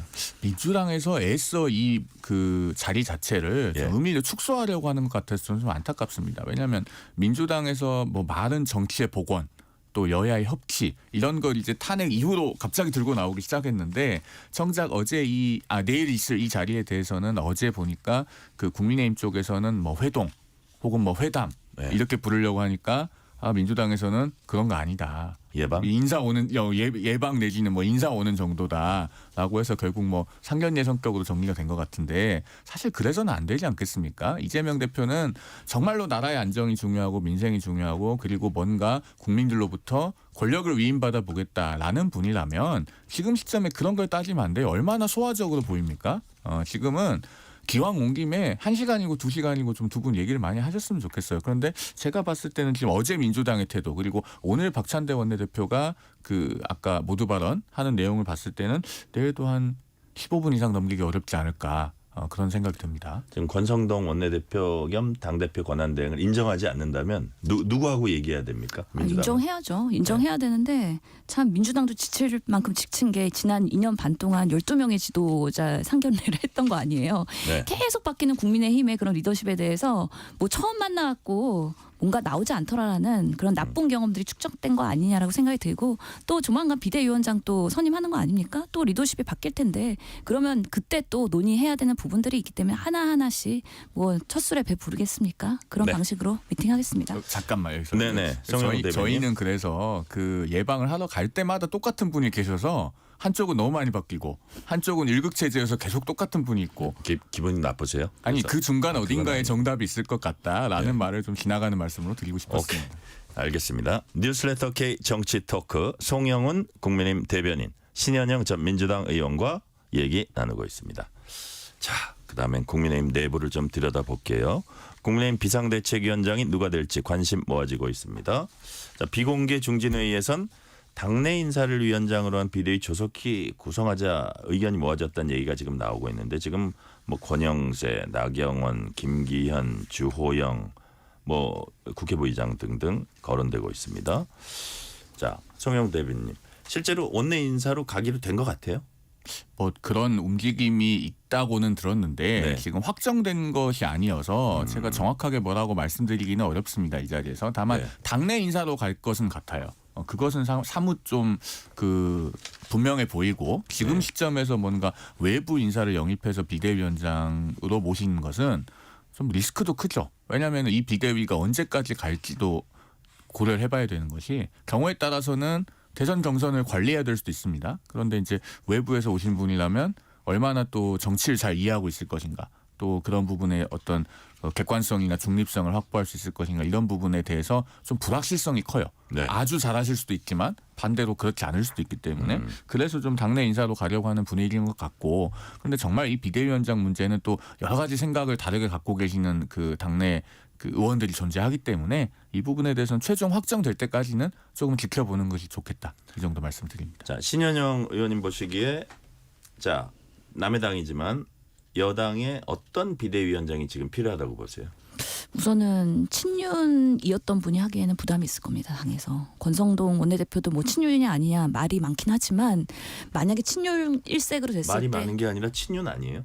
친윤인데 뭐 또 네. 사이가 소원해졌다. 그리고 아, 막판엔 그런 친윤 얘기가 아니다. 또 뭐 있어서? 여러 가지 그렇기 때문에 그렇기 때문에 사실은 말 원내대표가 끊어서 죄송합니다. 예. 될 수 있었다라는 얘기도 있습니다. 친윤이 아니었기 때문에. 네. 예, 그 오해를 벗었기 때문에. 그래서 내부에서 정말 찐윤이라고 하시는 분이 지금 비대위원장 하기는 어려울 것 같다는 생각이 들고요. 국민들의 눈높이에서는 적절하지 않다는 게 보이잖아요. 그러면서는 중도 합리적인 원내 인사가 되지 않을까 싶은데 그런 분이 누가 있느냐에 대해서 한 명씩 지워 나가다 보면 중진 의원들 중에서 남는 분이 분명히 저는 있을 거라고 생각합니다. 자, 그런 가운데 지금 국민의힘 내부에선 탄핵 찬성표 던진 12명을 색출하자 이런 목소리가 계속 나오고 있고요. 뭐 배신자 색출해서 탈당해야 된다 뭐 이런 얘기들 나오고 있는 것 같은데 이와 관련 조경태 의원은 한동훈 대표는 쫓겨난 것이다. 계엄을 옹호한 인물이 비대위원장에 앉으면 대선에서 승리할 수 없다. 지금의 여당의 강성 분위기랄까 어떤 한쪽으로 좀 몰려가는 듯한 이런 분위기를 좀 경계한 것 같은데 송영훈 대변인 이런 흐름은 어떻게 보세요? 저도 솔직히 그런 분위기는 굉장히 걱정스러워요. 그리고 앞으로 더 이상 이런 얘기 안 나왔으면 좋겠거든요. 왜냐하면은 조경태 의원이 저희 당의 이제 최다선 의원이시지 않습니까? 네. 6선 의원이시기 때문에 염려되는 부분이 충분히 있다고 판단해서 이런 말씀을 하셨을 거예요. 그리고 제가 전에 듣기로도 그 지난번에 탄핵 소추안이 가결된 당일 물론 이제 탄핵 소추안이라고 하는 것이 가결이 됐으니 당연히 분위기가 좋을 리는 없겠습니다만 네. 그게 좀 지나쳐서 거의 그 십자가 밟기 같은 그 일들이 있었다고 들었습니다. 그러니까 뭐 지금 아까 질문에도 있었습니다마는 뭐 가결한 의원들이 누군지 찾아내야 되지 않느냐 뭐 이런 비슷한 얘기들이 있었다고 들었는데 네. 그게 민주적인 정당에서 있어서는 안 되는 일이잖아요. 과거에 네. 그 민주당에서 이재명 대표 2차 체포동의안 가결되었을 때 최소 29명의 찬성표를 던진 의원들이 누군지 색출해내자. 그래서 그러면서 소위 이제 개딸이라고 불리는 강성 지지자들이 뭐 수박이라고 딱지를 붙이고 리스트를 만들어서 돌리고 이런 것들과 뭐가 다르겠습니까? 그러니까 국민의힘 내부에서 이런 일이 그런 분위기로 흘러가게 되면은 더 이상 민주당을 비판을 못하는 거예요. 그리고 지금 이 12월 3일 계엄 선포라고 하는 엄중한 사태가 있었기 때문에 네. 어떻게든 국민의힘으로서는 앞으로 민주당이 조기 대선이 있을 경우에 들고 나올 이른바 내란 동조당이라고 하는 프레임으로부터 벗어나야 됩니다. 네. 그러면은 우리 스스로 내부에서부터 탄핵 소추에 찬성한 의원들에 대해서 보복을 하거나 불이익을 주겠다는 기류가 형성이 되면은 그 프레임을 벗어날 방법이 없어요. 지금부터 이것은 정말 당내에서 심각하게 돌아봐야 될 문제라고 저는 개인적으로 그렇게 생각합니다. 예, 송 대변인이 내란 동조당이라는 프레임에서 벗어나야 되고 좀 여당으로서 자성하고 국민의 계엄 트라우마부터 챙겨야 하는 게 아니냐 뭐 이런 얘기도 아마 동의하실 것 같은데 자 지금 지켜보는 이 국민의힘 어떤 모습입니까 지금? 그렇죠. 지금 뭐 공산당 자아 비판하는 것도 아니고 지금 12명 색출하자고 아주 각분해서 얘기한 건데 이성을 찾으면 다시 뭐 정상으로 돌아올 거라고 저는 기대를 합니다. 우리 당에서도 사실은 가결파 부결파에 대한 트라우마가 있어서 당시에 가결파 분들이 이번 공천에서 우수수 떨어졌어요. 사실은. 그렇기 때문에 이게 당론을 벗어나는 판단을 하고 소신 표결을 한다는 게 의원으로서는 얼마나 어려운 일인지에 대해서 민주당의 사례가 있기 때문에 국민의힘에서도 쌀벌했을 거라고 생각이 듭니다. 그리고 지금 국민의힘에서 보이는 이미지는 윤상현 의원의 그 말. 1년 지나면 괜찮아. 국민들이 다 찍어줘. 다 잊어버리거든. 이런 방식으로의 자기 합리화를 하고 있지 않느냐. 이런 분들이 계속해서 우리 정치권에 살아남고 계속 정치를 할 수 있다면 저는 대한민국 정치 그리고 보수의 정치의 미래가 없다고 생각을 하기 때문에 빠르게 리더십 회복하고 다시 정상화되는 보수가 무엇인지에 대해서 건설적인 토론을 해야 된다고 생각합니다. 한동훈 대표가 사실 변화와 혁신을 가지고서는 보수를 개혁하려고 그랬는데 좌절하지 않았습니까? 그러면서 누군가는 이런 작업들을 이어서 계속해야 된다고 저는 생각합니다. 네. 자, 검찰과 공조수사본부가 윤 대통령에 잇따라 소환 통보했는데 뭐 18일이든 21일이든 지금 현재 이제 불투명한 상태에서 조정될 것 같고요. 이런 가운데 김용현 전 국방장관 구속된 김용현 전 국방장관 관련해서 이런 일이 있었더라고요. 구속 상태에서 검찰의 출석 요구에 이제 불응을 했는데 검찰이 강제 연행 시도했는데 역시 불발됐고 이 과정에서 김 전 장관 변호인은 권한 없는 검찰이 김 전 장관을 강제로 인치하려 했다 권한 남용 혐의로 검찰 주요 인사들을 공수처에 고발했습니다. 송영훈 대변인 이건 어떻게 된 겁니까? 권한은 있죠. 이것은 네. 이제 김 전 장관 변호인의 입장일 거고요. 법원에서 구속영장을 발부를 할 때 근거가 그거지 않습니까? 조지호 경찰청장에 대한 내란 혐의를 수사하는 과정에서 네네. 그 경찰 공무원의 범죄는 검찰에 기본적으로 수사권이 있는 거고 그 과정에서 인지한 직접적인 관련이 있는 사건이기 때문에 김용현 전 국방장관을 비롯해서 일련의 내란죄 혐의자들에 대한 수사를 검찰이 할 수 있다는 거예요. 네. 그러면은 어쨌든 영장 단계라고는 하지만 그것이 법원의 판단이고 검찰청법의 조문과 대조를 해봐도 그렇게 틀린 얘기가 아니에요. 조문에 다 근거가 있거든요. 그러면은 이런 무리한 고발을 하기보다는 자, 그래도 일국의 국방장관까지 했던 분 아닙니까? 그러면은 저 고위공직자였던 분답게 이것은 진실을 밝히는 데에는 있는 그대로 협조를 하는 게 맞아요. 저는 네. 변호인도 이런 부분은 좀 김 전 장관을 뜯어 말렸어야 되지 않나라는 생각이 들고, 물론 진술 거부권 헌법상 있는 권리니까 본인이 행사하겠다고 하면 막을 수는 없고 그 자체만을 갖고 비판할 수는 없지만, 그럼에도 불구하고 일국의 국방장관을 지낸 전직 고위공직자다운 태도가 잘 보이지 않아서 매우 유감스럽게 생각합니다. 이번 질문은 신현영 의원께 드릴게요. 공조수사본부가 대통령실 경호처 압수수색을 시도를 했습니다. 비화폰 서버 확보를 위한 걸로 이제 알려졌는데, 사실 이제 이게 대통령실에 대한 강제 수사 시도 이번이 두 번째인데 경호처 반대로 자, 수사가 순조롭게 진행되고 있지 않아요. 시간은 뭐 거의 다 됐습니다. 1분 이내인데 약간 이 상황은 어떻게 보십니까? 그러니까 대통령실이 방탄을 해도 끝까지 방탄을 한다. 국민들의 분노는 더 커질 거라고 보고요. 사실은 이 조지호 경찰청장의 비화폰 서버가 매우 중요한 게 계엄 선포 후에 윤 대통령이 조 청장한테 6차례 전화 비화폰을 통해서 국회의원 체포 지시했기 때문에 이 부분에 대한 내용을 규명하기 위해서는 경호처의 그 서버가 필요합니다. 이런 부분들이 좀 협조가 되면서 제대로 밝혀져야 되는데, 방탄할수록 범죄를 더 시인하는 거다라고 국민은 인식하고 헌재에서 그럼 탄핵이 인용될 것이다라고 말씀드리고 싶습니다. 송영훈 대변님이 이 상황을 딱 한 문장으로 말씀하신다면 뭡니까? 이 상황은. 협조할 건 협조해야죠.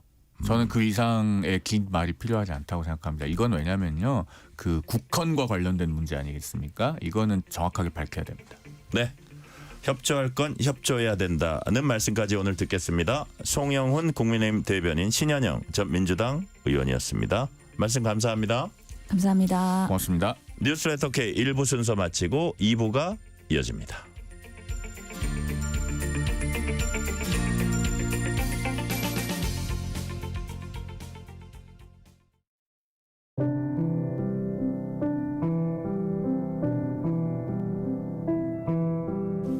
KBS 라디오 연중기획 희망충전 대한민국 617번째 이야기. 안녕하세요. 아나운서 유지원입니다. 이른 새벽 혜준이가 연탄불을 갈기 위해 일어납니다. 아직도 연탄을 떼는 이 낡은 집에서 혜준이와 여동생, 할아버지가 살고 있는데요. 혜준이가 2살 무렵 할아버지에게 어린 남매를 맡긴 채 집을 나가버린 엄마. 없는 살림에도 할아버지는 늘 사랑으로 손주들을 보살폈습니다. 서툰 요리지만 아이들 끼니 한 번 거른 적 없고 단 하루도 쉬지 않고 일을 해온 할아버지. 하지만 쳇바퀴처럼 반복되는 생활고는 겨울이 되면 더 깊어질 수밖에 없는데요. 연탄가스에 노출된 허름한 방과 찬물만 나오는 낡은 욕실. 따뜻한 외투 한 벌 사줄 수 없는 어려운 현실이 할아버지의 마음을 안타깝게만 합니다. 조금 더 안전하고 따뜻한 공간이 필요한 혜준이 가족을 위해 여러분의 온기 어린 마음을 전해주세요. 여러분의 따뜻한 손길이 희망의 빛이 됩니다. ARS 060-700-1580 060-700-1580 한 통화 3,000원으로 희망을 선물해 주세요.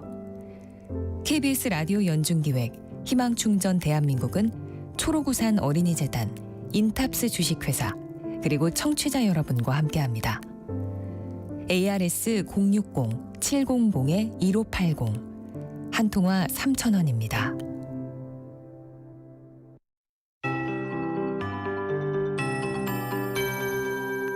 KBS 58분 날씨. 한파주의보가 경기 북부와 강원 일부에 발표된 가운데 오늘 밤 9시에 이 한파주의보가 발효가 되겠습니다. 당분간 전국적으로 추위가 이어질 전망인데요. 우선 내일 아침 서울은 영하 6도로 이번 겨울 들어 기온이 가장 낮겠습니다. 게다가 영하권이 2자릿수의 기온까지 떨어지는 곳이 있는데요. 파주와 동두천도 영하 12도, 철원 영하 12도, 대관령은 영하 13도까지 떨어지겠고 세종과 대전도 영하 5, 6도 16도선까지 내려앉겠습니다. 남부지방도 내일 아침은 영하권입니다. 대구가 영하 3도, 광주 영하 1도, 부산도 0도까지 떨어지면서 대부분 지역이 매우 춥겠고요. 바람도 강해서 체감 온도를 더 끌어내리겠습니다. 내일 낮 기온도 그렇게 높지가 않겠습니다. 전국 영하 1도에서 7도에 머물면서 내일 낮 기온 서울은 고작 1도에 그치는 등 중부지방은 1도 안팎의 낮 기온을 이어가겠습니다. 아직까지 서울, 경기 일부 동해안 중심으로 대기가 매우 건조해 건조특보가 내려져 있지만 내일 새벽 대설특보가 전북 일부와 제주 산지, 울릉도 독도에 발효되겠고요. 오늘부터 내일까지 충남 서해안과 전라권 서부, 제주에 비나 눈이 오겠고 내일 오후부터는 동해안 중심으로 비나 눈이 예상됩니다. 많은 눈 예보가 있으니까 주의하셔야 되겠습니다. 현재 서울 기온 1도입니다. 기상청에서 최영우였습니다.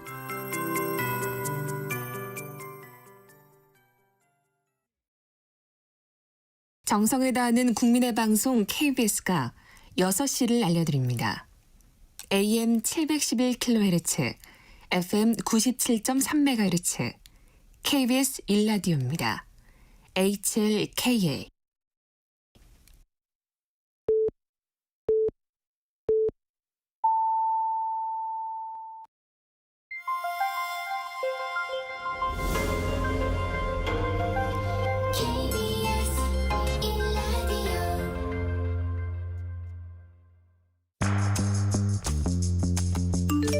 여러분은 지금 퇴근길 시사편지 한 장, KBS 1라디오 뉴스레터 K를 듣고 계십니다.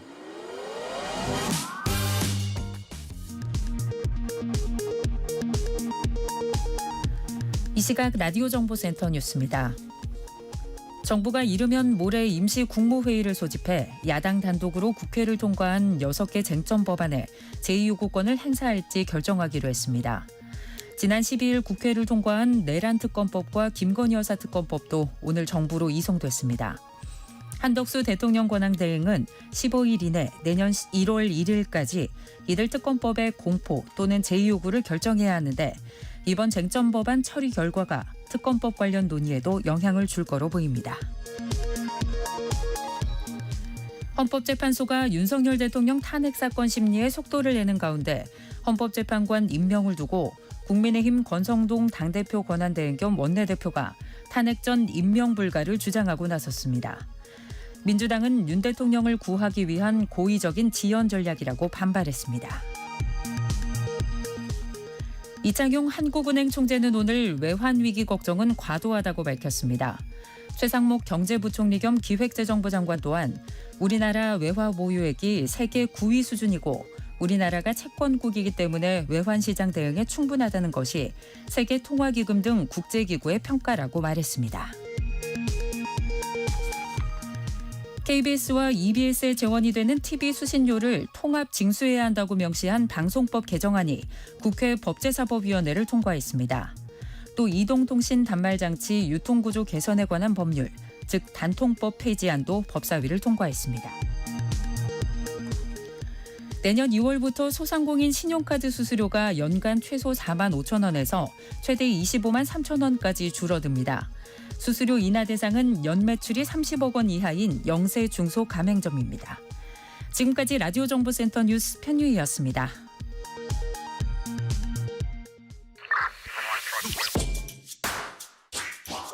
뉴스의 진수를 보여주는 인터뷰, 뉴진수.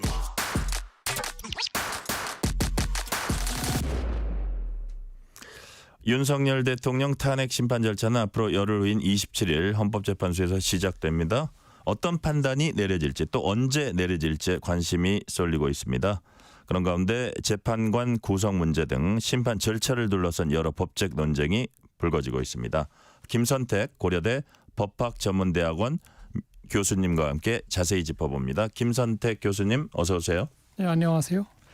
자, 먼저 헌법재판소 재판관 상황부터 한번 알아볼게요. 원래 9인 체제잖아요. 네. 근데 임기 마친 재판관 추천이 이제 늦어지면서 현재 6명입니다. 네. 이렇게 된 경위를 조금 소개를 해주세요. 처음 말씀드리고 싶은 것은 네. 우리 헌법재판소 법 6조 3항에 보면 재판관 임기가 만료되는 경우에는 네. 임기 만료일까지 후임자를 임명하여야 한다라고 규정이 있어요. 그러니까 임기 만료가 언제 될지는 누구나 다 알 수 있는 건데 우리 국회가 참으로 무책임하다는 생각이 듭니다. 그러니까 이 기간이 끝나기 전에 저는 이종석 소장을 비롯한 3분이 한꺼번에 임기가 만료됐는데 네. 그 미리 좀 했어야 되는데 그걸 하지 않고 기다리다가 이런 상태가 된 겁니다. 까딱 잘못했으면 우리 헌재법 23조 1항에 심리정족수가 7명이기 때문에 네. 헌재가 기능이 마비될 뻔했어요.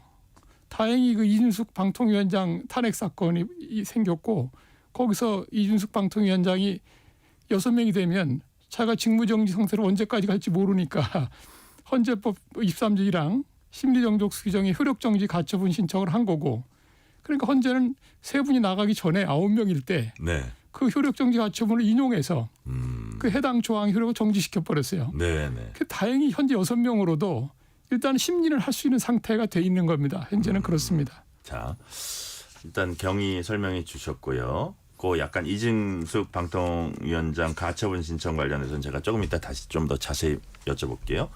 자, 왜 이렇게 임명하여야 한다라고 아까 돼 있다 그러셨잖아요. 예. 그런데 임명을 안 합니다. 여기에는 저희가 보기에는 좀 정략적인 계산들을 아주 얕게 하고 있는 것 같아요. 예. 각 정당이. 그러다가 지금은 임명하는 게 우리한테 유리하다. 임명 안 하는 게 유리하다. 이러다가 이제 이런 현상이 벌어지는 것 같은데. 자, 국민의힘은 한덕수 권한대행이 헌법재판관을 임명할 수 없다고 이제 주장했습니다. 거리가 아니라 직무정지 상태이기 때문에 권한대행이 임명할 수 없다는 국민의힘의 논거. 교수님 어떻게 보십니까? 헌법재판소는 좀 특수한 재판소입니다. 네. 일반 사법재판소가 아니고 그래서 이 특수한 재판소를 어떻게 구성할 거냐는 건 나라마다 달라요. 독일 같으면 헌법재판소가 2개의 부로 되어 있고 각부 8명씩입니다. 네. 그 16명은 전부 독일 국회에서 선출해요. 그런데 우리는 이제 그렇게 한 이유는 민주적 정당성을 높여주자 이런 뜻이었던 것이고 우리 한국은 그렇게 안 하고 네. 삼권분립이 있으니까 그리고 헌재에서 다루는 건 정치적 사건이 많으니까 좀 이 그 균형을 좀 잡아주자. 네. 공정하게 재판할 수 있게 해주자 해서 입법부에 3명, 행정부 3명, 사법부 3명으로 구성하도록 한 겁니다. 네네. 그러니까 국회에서 3명 선출하고 대통령이 3명 임명하고 또 대법원장이 3명을 지명해서 임명은 국가원 수사 격으로 형식적으로 임명 절차를 밟는 거예요. 네. 그러니까 지금 국회 선출목 3명이 비어 있는 겁니다. 결론인 것은. 그러니까 국회에서 3명을 선출해서 지금 대통령 권한대행이죠. 권한대행에게 보내면 그냥 임명 절차를 밟는 겁니다. 그렇게 하는 것이 지금 권한대행이 아니라도 마찬가지예요. 네. 현재 그 현직 대통령이 직무를 수행하고 있다 하더라도 그 3명 헌재를 구성하는 3분의 1은 국회 몫이기 때문에 국회에서 선출해 오면 그냥 임명을 해줘야 되는 거지 그 임명을 거부할 수는 없습니다. 그러니까 자, 오늘 그 권성동 의원 말씀은 좀 안 맞는 말씀인 것 같습니다. 예. 네. 자, 민주당 박찬대 원내대표는 지연작전 펴지 마라. 임명 절차 신속히 진행하겠다고 이제 얘기를 했고, 자, 그렇다면 지금 교수님 말씀하신 대로 예를 들어서 국회가 추천했다고 하지만 선출한 선출입니다. 거고, 예, 선출을 했고 예. 여기는 그냥 하나의 그냥 이렇게 통과하는 절차 정도다. 그렇습니다. 그렇기 때문에 예. 이거를 마치 대통령이 무슨 장관 임명하듯이 그런 거하고는 본질적으로 다른 거기 때문에 이거는 여기서 뭐 임명한다 안 한다 할 계제가 아니다 그런 뜻으로 이해가 되네요. 실질적인 결정을 할 수가 없는 겁니다. 네. 이제 국회에서 3명을 선출해도 대통령에게 제출하면 그 대통령이 그 실질적으로 심사한다는 얘기가 되잖아요. 임명할지 말지를 결정한다면. 네. 그러니까 임명을 거부한다는 건 실질적으로 그 사람이 적합한지 여부를 대통령이 심사하겠다는 얘기인데 그건 있을 수 없는 거죠. 왜냐하면 우리 헌법에 입법, 행정, 사법 3부에 나눠준 겁니다. 3분의 1씩. 근데 갑자기 대통령이 끼어들어서 국회 선출 몫이나 대법원장 지명 몫에 대해서 이 사람은 적절하지 않다. 나는 임명을 거부하겠다. 이래버리면 우리 헌법재판소를 구성하는 우리 헌법의 정신에 정면 충돌하는 겁니다. 그런 일은 없을 거라고 봅니다. 네. 실제로 오늘 저 헌법재판소에서 어떻게 이제 얘기를 해왔냐면 이게 뭐 기자들이 질문을 했는지 밝혔는지 어때 이렇게 이런 입장을 밝혔어요. 자, 권한대행이 헌재 재판관 임명할 수 있을지 놓고 자, 헌재는 요 정도 얘기를 했습니다. 뭐 이게 맞다 틀리다 아주 명시적으로 얘기하진 않았지만 황교안 대통령 권한대행이 이전에 헌법재판관 임명한 사례가 있다. 그때 양승태 대법원장 몫이었던 걸로 맞습니다. 제가 기억을 하는데 대법원장 몫으로 오니까 이거는 당연히 약간 그 통과하는 행정 절차로서 임명했다는 뭐 그렇습니다. 그런 뜻 취지죠. 같고요. 예, 그런 뜻 같고 이제 뭐 물론 뭐 국민의힘에서는 이게 완전히 거리가 된 다음이냐 단순 직무 정지냐 이거 갖고 차이가 있다고 했는데 그것도 이제 맞지 않다고 보시는 거죠. 그건 말이 안 되죠. 왜냐하면 헌법 71조에 보면 네. 대통령이 고리되거나 사고로 인하여 직무를 수행할 수 없을 때에는 이제 권한대행을 둔다는 거예요. 거기에서 고리되거나 사고로 인하여까지가 한 묶음이고요. 직무를 수행할 수 없을 때는 이렇게 되는 겁니다. 그러니까 고리하고 사고를 직무 대행과 관련해서는 구분하지 않고 있어요. 우리 헌법 자체가 마찬가지입니다. 직무를 수행할 수 없다는 점은 고리되었거나 사고의 경우나 마찬가지인 거기 때문에 아무 근거도 없는 얘기입니다. 그 구분해서 이야기하는 거는. 네. 네. 자, 현행 헌법재판소법 제23조는 아까 이제 교수님 말씀하신 대로 재판관 7명 출석으로 사건 심리한다 이렇게 돼 있는데 최근에 이진숙 방통위원장 가처분 신청을 받아들여서 이 조항을 일단 중단시키고 6인이 심리할 수 있도록 했잖아요. 근데 6인인데 사실은 그러니까 효력 정지가 됐지 않습니까? 조항이. 그러니까 저 7인 이상이어야 된다는 건 없어진 거나 마찬가지. 현재 그렇죠. 상태로는. 예. 그런데 이것도 9명의 합의제 기관이기 때문에 그래도 제적과 반수는 있어야 할 수 있습니다. 그러니까 5명은 돼야 돼요. 예. 그래서 지금 이제 이런 걸 생각하는지도 모르겠습니다. 내년 4월 18일에 지금 문영배 이미선 두 재판관 임기가 종료됩니다. 네. 그럼 4인이 돼요. 그렇게 4인이 되면 아예 할 수가 없어요. 이제 5명도 안 되기 때문에 네. 7인 이상은 아무리 효력 정지됐다 하더라도 그래도 9명이 그 전원인데 그 4명 갖고는 할 수가 없죠. 그럼 그렇게 되면 헌재가 아예 기능이 마비돼 버리는 겁니다. 네네. 자, 그렇게 되는 경우는 이제 아주 가장 극단적인 경우고요. 그렇습니다. 자, 그 경우까지 가기 전에 일단 현재 만약에 3명을 이제 뽑으면 가장 완전체가 되는 건데 그렇습니다. 그렇지 못할 경우에 지금 6인이 있잖아요. 지금 현재 상황에서 6인이 그러니까 이진숙 방통위원장 경우에는 6인 심리할 수 있도록 했는데 윤 대통령 탄핵 소추에도 이거 6인 체제가 그대로 가능하다고 이제 보시는 거고요. 심리 가능하고 최종 판단도 6인으로 그냥 할 수 있다는 거예요. 가능하죠. 가능한데 왜 그러냐면 6명이면 가결할 수 있거든요. 네. 우리 헌법에 111조랑 3호가 규정이 있습니다. 명시돼 있어요. 네. 탄핵 결정에는 6인 이상이 찬성을 요한다고 돼 있습니다. 그러니까 6인이 만장이 이치만 되면 탄핵 인용해서 파면도 할 수 있습니다. 그런데 취지에는 안 맞아요. 왜냐하면 왜 9명에서 6명 이상이냐. 그건 3분의 2면 된다는 얘기거든요.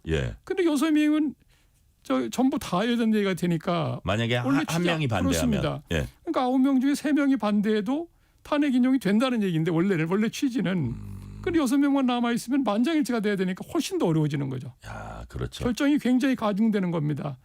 일단은 9명을 맞춰서 하는 것이 그 결정의 정당성 확보 차원에서 훨씬 더 낫다. 이런 생각이 듭니다.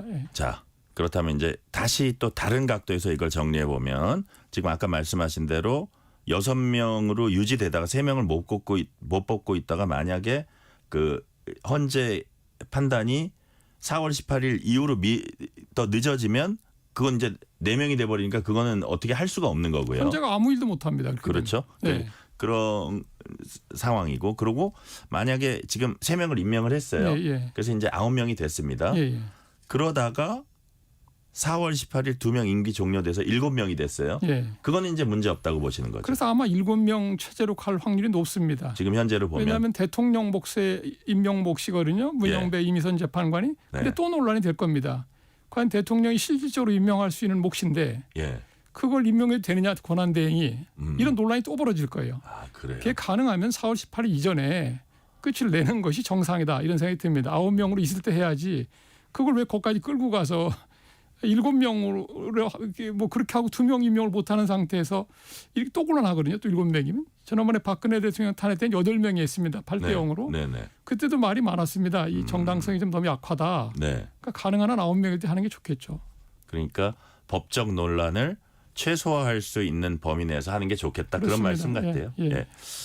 자, 여기서 이제 또 궁금한 게 뭐 일반적인 질문입니다. 우리 일반 재판은 보통 3심제잖아요. 지방법원, 고등법원, 대법원. 헌법재판은 단 한 번 결정으로 그렇습니다. 이제 판단을 하는데 왜 그런 겁니까? 그건 뭐 당연한 것이 원래 우리 국민에게 우리 헌법상 3심제가 보장돼 있어요. 3세 번 한번 판단을 받아봐라 이런 취지입니다. 네네. 그러니까 지방법원, 고등법원, 대법원 이렇게 하는 거고 헌법재판소는 추가적인 겁니다. 그러니까 이건 좀 특별 사법이에요. 아주 그러니까 그 보통의 사법이 아니고 특별히 만들어 놓은 거죠. 그러니까 일반 국민의 권리 구제는 3번으로 족한 겁니다. 네. 그런데 헌법적으로 중대한 문제가 있을 때는 그럴 때는 별도로 한번 받아보자. 이래서 거군요. 만든 게 헌법재판이기 때문에 상관이 없는 겁니다. 왜 이거 3번 안 하냐 이렇게 말씀하실 건 아니고 오히려 4번이 되지 않도록 노력해야 돼요. 예, 헌법재판소는 제4심이 되면 안 됩니다. 초상고심이 되면 안 된다는 말이 있어요. 그게 가능한 한 헌법적 문제에 집중해서 판단을 해야 된다. 네. 이렇게 말하고 있습니다. 예. 그러니까 당연히 단심 한 번 하는 그렇죠. 거고 예. 일단 뭐 관련되는 어떤 사건은 이미 1, 2, 3심이 나와 있는 거고 그걸 그렇습니다. 참고하겠죠. 그러니까 거의 그렇죠. 1, 2, 3심에서 이미 권리 구제에는 충분히 밟은 겁니다. 네네. 이건 헌법적인 것만 딱 보는 거죠. 예. 네. 자, 헌법재판소는 오늘 27일 첫 변론 준비 기일을 잡았습니다. 변론 준비 기일은 원고와 피고 양측이 증거, 쟁점 이제 정리한 예비 절차로 알려져 있는데 교수님 보시기에 이번 탄핵 심판에서는 어떤 증거, 어떤 쟁점들이 중점적으로 다뤄질 걸로 그렇게 보고 계십니까? 일단 이번 사건은요. 이걸 네. 이제 탄핵 사건하고 형사 사건은 전혀 별개예요. 이 탄핵은 사람을 처벌하기 위한 절차가 아닙니다. 네.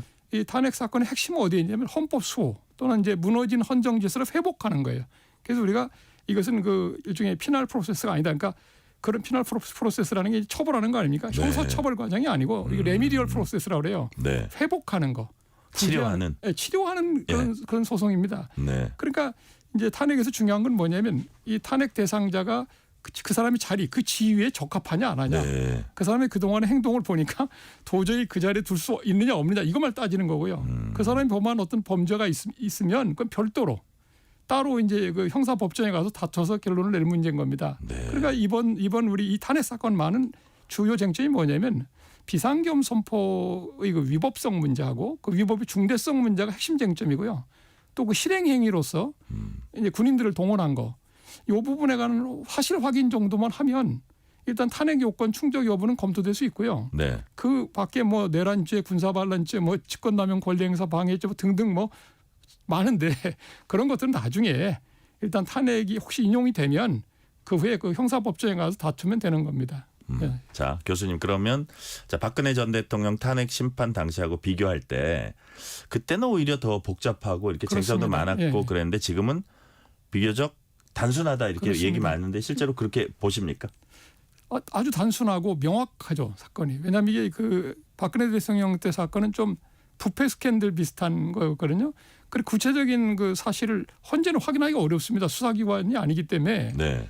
그러니까 이 결국 수사기관의 기록을 가져다 보지 않았습니까 그 당시에. 네. 그러니까 그걸 알 수가 없는 상태였는데 이번 거는 헌법 사건이죠. 이번 국사범 사건입니다. 이번 그 비상계엄 선포 행위와 그 군인들을 동원해서 실행에 옮긴 행위는 국가를 공격한 거예요. 쉽게 말하면. 우리 국가의 자민주적 기본 질서를 공격한 행위입니다. 그렇기 때문에 이거야말로 우리 헌법재판은 꼭 해야 될 사안인 것이고요. 아주 명확하게 보입니다. 이 사실관계가 뭔가. 그리고 이게 지금 증거조사니 뭐 증인신문이니 자료 뭐 이런 검토 이런 게 길게 할 필요가 없는 게 이미 뭐 이 윤 대통령 본인이 숱한 여러 차례 담화를 통해서 자기가 뭘 기도했고 뭘 하려고 했고 뭘 지시했는지를 다 밝혔어요 스스로. 그리고 또 우리가 미디어에서 중계방송을 했습니다. 어떤 과정이 있었는지. 그리고 또 그동안 수많은 관련 당사를 불러가지고 수사기관에서 많이 밝혀냈고 네. 국회에서 각종 신문을 통해서 이미 기록이 많이 생산됐습니다. 그래서 헌법재판소가 그렇게 크게 어렵지 않게 이 심리를 진행할 수 있을 것 같다는 생각이 듭니다. 절차도 생각보다 빠를 수 있다 그렇게 보시나요? 좀 빨리 진행되겠죠. 아무래도 박근혜 대통령 탄핵 때도 굉장히 빨리 진행했습니다. 네. 그때 변론 준비기는 3번 정도밖에 안 했고요. 그다음에 실제 변론은 2달 동안 17번 했습니다. 그때 네네. 매일같이 했어요. 매일 하기도 하고 이틀만 하기도 사흘만 하고 이런 식으로 이번에도 아마 다른 심리를 다 일단 뒤로 미루고 네. 대통령 요 탄핵 사건 심리를 제일 우선으로 할 겁니다. 네. 네. 자, 실제로 헌법재판소 이진 공보관은 검찰과 경찰 등 수사 기록 조기에 확보해서 네. 최우선적으로 심리하겠다. 뭐 당연한 얘기인데 가장 그렇습니다. 중요한 네. 사건이니까 헌재 차원에서 빨리 할 수 있는 거 이게 무슨 신속 재판 방안이 좀 있습니까? 이제 헌재 재판은 이제 다른 재판에 따라서 이 탄핵 심판은 구두 변론을 꼭 해야 되니까 네. 변론 길을 열어서 할 수밖에 없어요. 이제 제일 중요한 건 뭐냐면 변론 준비 기일을 한 두세 번 할 텐데 예. 이때 쟁점을 잘 정리해야 됩니다. 깨끗하게 정리를 잘해서 뭘 밝혀야 될지를 해놓는 게 제일 중요하고 네. 그다음에는 이제 변론 기일 사이의 간격을 짧게 해가지고 자주 모이는 거죠. 자주 그럼 다른 사건은 뒤로 밀리겠지만 할 수 없고요. 그다음에 증거 조사에 시간이 걸리면 안 되기 때문에 이건 이미 진행된 국회 네. 증인 신문 기록이나 수사기관의 수사 기록물을 지금 받아가지고 하면 될 거고요. 그다음에 제일 중요한 피소추자 본인이라든지 그 변호인단에서 재판 지연 전략을 쓸 겁니다. 이게 문제예요. 증인을 많이 그렇습니다. 신청한다든지. 전에도 박근혜 대통령 탄핵 때도 증인을 채택을 막 너무 많이 해가지고 그러면 시간은 좀 걸리는 거 아닌가요? 잘라야죠. 다 받아줄 필요는 없습니다. 그렇게 하고 뭐 기일 변경 해달라고 하거나 뭐 심한 경우에 뭐 재판관 기피 신청을 하거나 뭐 온갖 아마 재판 지연을 하기 위한 방책을 쓸 거로 저는 예상이 되는데요. 네. 그러나 뭐 그 보통 형사 사건에서 이런 일이 많이 있기 때문에 네네. 헌재 재판관들이 익숙한 일입니다. 그래서 거기 휩쓸리지는 않을 거고요. 그러려면 결국 이제 재판 진행을 맡은 헌재 소장, 권한 대행도 헌재 소장도 현재는 네네. 헌재 소장 문형배. 대행이 이 재판장이 역할을 잘해야 네. 무난하게 원만하게 진행이 될 수 있습니다. 자, 윤 대통령 측 변호인단이 오늘 기자회견을 좀 길게 했는데 공개 변론이 열리면 윤 대통령이 직접 헌재 법정에 나와서 입장을 밝힐 예정이다. 예. 이게 윤 대통령 측에 도움이 될까요? 어떻게 보죠? 저는 도움이 전혀 안 될 것 같습니다. 왜냐하면 예. 그 보통 그 피의자나 피고인이 형사법정에 와서 자기가 스스로 변론하는 경우는 아주 전문가이고 아주 이 심리적으로 아주 안정되지 않으면 곤란합니다. 본인이 좀 흥분돼 있기도 하고 객관성을 좀 잃을 그렇습니다. 자기가 가능성도 불리한지 있나요? 불리하지 않은지 판단을 잘 못해요. 근데 이번에 그 윤 대통령의 담화문들을 보면 참 걱정되는 게 본인이 불리한 진술을 너무 많이 하고 있어요. 담화문 안에서도. 그리고 이분이 아직 흥분 상태이기 때문에 아마 그 심판정이 오면 본인이 법률가로서 그 자기 실력을 발휘하는 게 아니라 네. 그냥 단순히 피소추인으로서의 그런 상태에서 그 발언을 할 우려가 있어서 제가 보면 오히려 변호인단에서 법률가보다는 정치인으로서의 발언. 정치인도 아니죠. 어떻게 보면 네, 이분이 네. 뭐 정치를 몇 년 했습니까? 그래서 아마 이해를 못할 거예요. 되게 이제 이렇습니다. 네. 되게 판사나 검사하던 분들은 자기들이 심판자만 해봤기 때문에 네. 심판을 당하는 위치에 가면 굉장히 불안하고 당황해합니다. 아, 그런데 그래요. 법률가로서 이 적절한 대응을 잘 못해요. 그래서 제가 그쪽 변호인단에 있다면 좀 말릴 것 같습니다. 직접 예. 재판정에서 변론하는 거를. 의견 쓰는 것도 그렇고 직접 예. 변론하는 것도 가급적 좀 자제하는 게 본인에게 유리할 겁니다. 자, 청취자 질문이 하나 들어왔습니다. 교수님께 문의드리고 싶습니다. 계엄령 발동으로 국민들이 입은 정신적, 물질적 피해는 배상 청구 소송할 수 없는지요? 아 이게 뭐 글쎄요. 지금 윤 대통령이 비상계엄 선포를 통해 기도하는 행위는 네. 국가가 했다기보다는 그 계엄 선포 자체가 대통령의 권한 행사가 아니고 저는 어떻게 보냐면 뭐 이 계엄이 성립도 안 했거든요. 성립하기 위한 절차를 하나도 안 밟았고 형식도 하나도 안 지켰습니다. 그 내용도 전혀 계엄 선포 권한 내에 있는 게 아니에요. 그걸 훨씬 넘는 겁니다. 이거는 사실은 거의 반국가적인 행위에 해당되는데 그건 본인에게 그 뭐 민사적으로 손해배상 소송하는 건 몰라도 국가의 손배를 해서 이게 국가 손배 소송이라고 그러니까 하는 이 거는 문자를 주신 분은 대통령 아니었냐 이거죠. 그러니까 근데 국가 손배소라고 하는 거는 이제 여러 가지 또 요건이 또 있습니다. 거기도 네. 고의과실에 의한 위법행위로 이제 피해를 야기했어야 되는데 이걸 하나하나 입증하기가 상당히 쉽지 않을 겁니다. 물론 뭐 비판을 얼마든지 할 수 있어요. 비난도 할 수 있고. 근데 뭐 그 자체로서는 글쎄 쉽지는 않을 거다. 그 입증하기가 간단한 문제가 아니라는 생각이 듭니다. 네. 예. 자, 윤석열 대통령 변호인단은 크게 세 갈래로 이제 대응을 한다 그래요. 수사에 대한 대응, 탄핵 심판에 대한 대응, 재판에 대한 대응 뭐 이렇게 세 갈래로 한다는데 이거 뭐 당연한 거겠죠. 이거 하면서 그렇습니다. 저거 할 수는 없지 않습니까? 수사부터 하고 이제 형사 이제 기소가 되면 거기가 네. 또 재판을 해야 되고요. 네. 탄핵은 또 별개니까 예. 별도로 진행됩니다. 그러니까 다 세 개를 나눠서 변호인단을 꾸리겠죠. 그건 이제 당연히 이제 그렇게 하는 걸로 이제 하는 예, 거고요. 예. 자, 교수님 이제 대한민국 헌정사상 이게 세 번째 이루어지는 현직 그렇습니다. 대통령에 예. 대한 탄핵 심판입니다. 예. 자, 이거를 쭉 지켜보셨을 텐데 법학자로서 이제 소회랄까요? 그거를 좀 한번 말씀해 주세요. 저는 일단 우리 젊은 세대에게 좀 미안하다라는 말을 먼저 하고 싶습니다. 우리가 뭐 헌법을 그동안 해석하고 이렇게 가르쳐 왔는데 네. 우리가 뭔가 크게 잘못한 것이 있다는 생각이 들고요. 우리가 이제 그동안 과거에 계엄이든 뭐 군사 독재를 겪으면서 트라우마에 많이 시달려 왔는데 우리 젊은 세대에게 하마터면 독재 국가를 물려줄 뻔했다. 그 젊은 세대가 그렇지 않아도 뭐 공정한 기회가 없어 고생하고 있는데 거기에 자유까지 상실한 그런 나라에서 살게 할 뻔했다 해서 정말로 좀 죄송하게 생각이 되고, 그런데 반대로 우리 젊은 세대들이 나서서 우리 국민들이 나서서 이런 위중한 헌법적 위기에 그 몸을 던져서 막아줘서 우리가 잘 회복이 돼서 우리 민주주의가 굳건하게 되기를 바랄 뿐입니다. 네. 자, 법학자로서의 소회까지 한 말씀 해주셨습니다.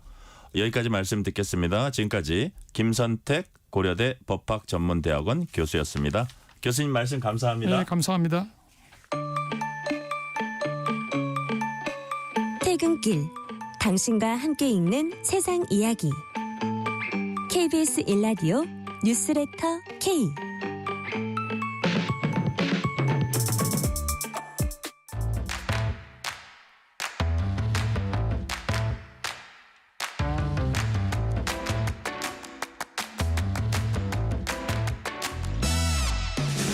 오늘 가장 뜨거운 뉴스, 화제 소식 쏙쏙 골라서 전해드립니다. 뉴스레터 브리핑, 서은영 뉴스 큐레이터 전화 연결돼 있습니다. 서은영 큐레이터님 안녕하세요.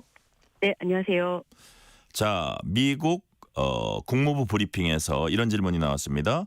윤석열 대통령 탄핵으로 한미동맹에 차질이 없을까요? 이런 질문이 나왔는데 여기에 미국 정부 어떤 답변을 내놨습니까? 네. 매스유 밀러 국무부 대변인은 이 한미동맹은 대통령 간이 아닌 양국 정부와 국민 간에 맺어진 거라면서 동맹에 대한 미국의 공약은 여전히 철통 같다라고 답했습니다.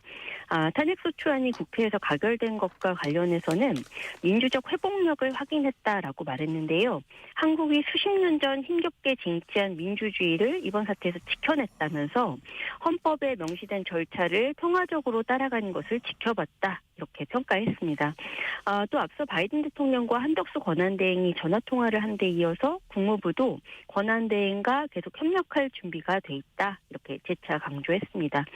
존 커비 백악관 국가안보회의 국가안보소통보좌관도 이날 브리핑에서 한국을 언급했는데요. 당연히 우리는 한국의 사건들을 계속해서 매우 긴밀히 주시하고 있다. 한국은 계속해서 중요한 동맹이다라고 말했습니다. 네.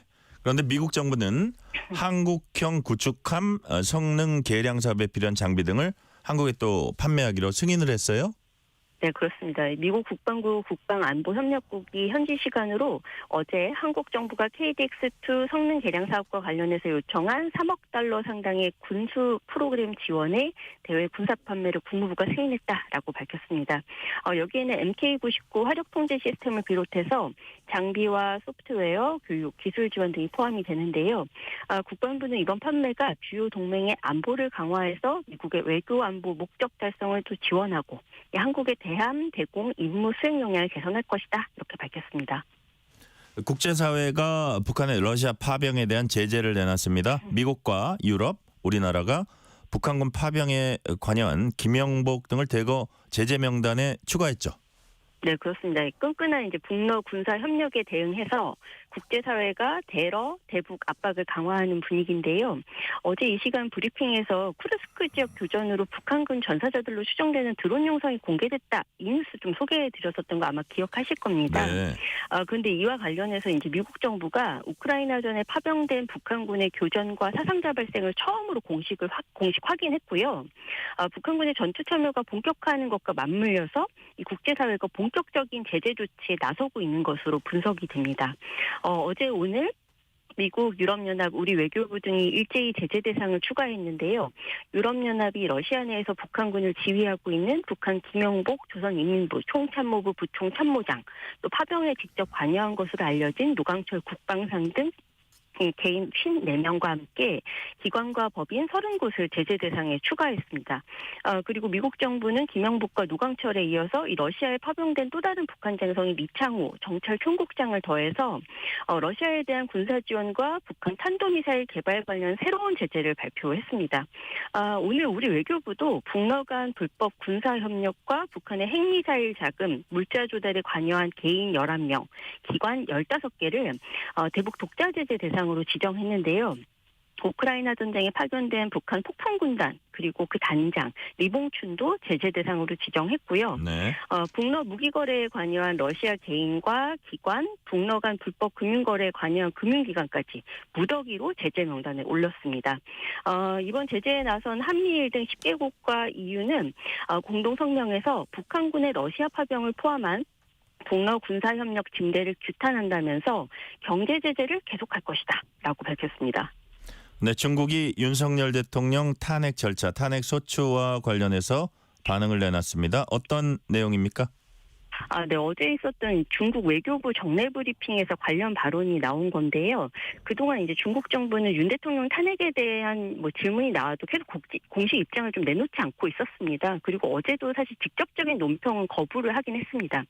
다만 브리핑 중에 연합뉴스에서 윤 대통령의 탄핵과 이것이 한중 관계 또 한반도 정세에 미칠 영향에 관한 중국 입장이 무엇이냐 이렇게 물어보니까 여기에 대해서 린젠 외교부 대변인이 우리는 최근 한국 정국의 변화에 주목했다. 이것은 한국 내정으로 나는 논평하지 않겠다라고 선을 그었고요. 그러면서 한국은 중국의 중요한 이웃 국가이자 우호적 협력 파트너로 중한 관계의 건강하고 안정적인 발전을 추동하는 것은 양국 공동 이익에 부합한다. 중국의 대한국 정책은 일관되고 이런 안정성을 유지한다라고 답을 했습니다. 그러면서 린 대변인은 한국이 중국과 마주보고 양국의 우호 협력과 전략적 협력 동반자 관계 심화를 위해 적극적 노력을 해주기를 희망한다. 조선 반도의 평화 안정 수호는 관련 당사국의 공동 이익에 부합하며 관련 당사국이 이를 위해 적극적 노력을 할 필요가 있다라고 덧붙였습니다.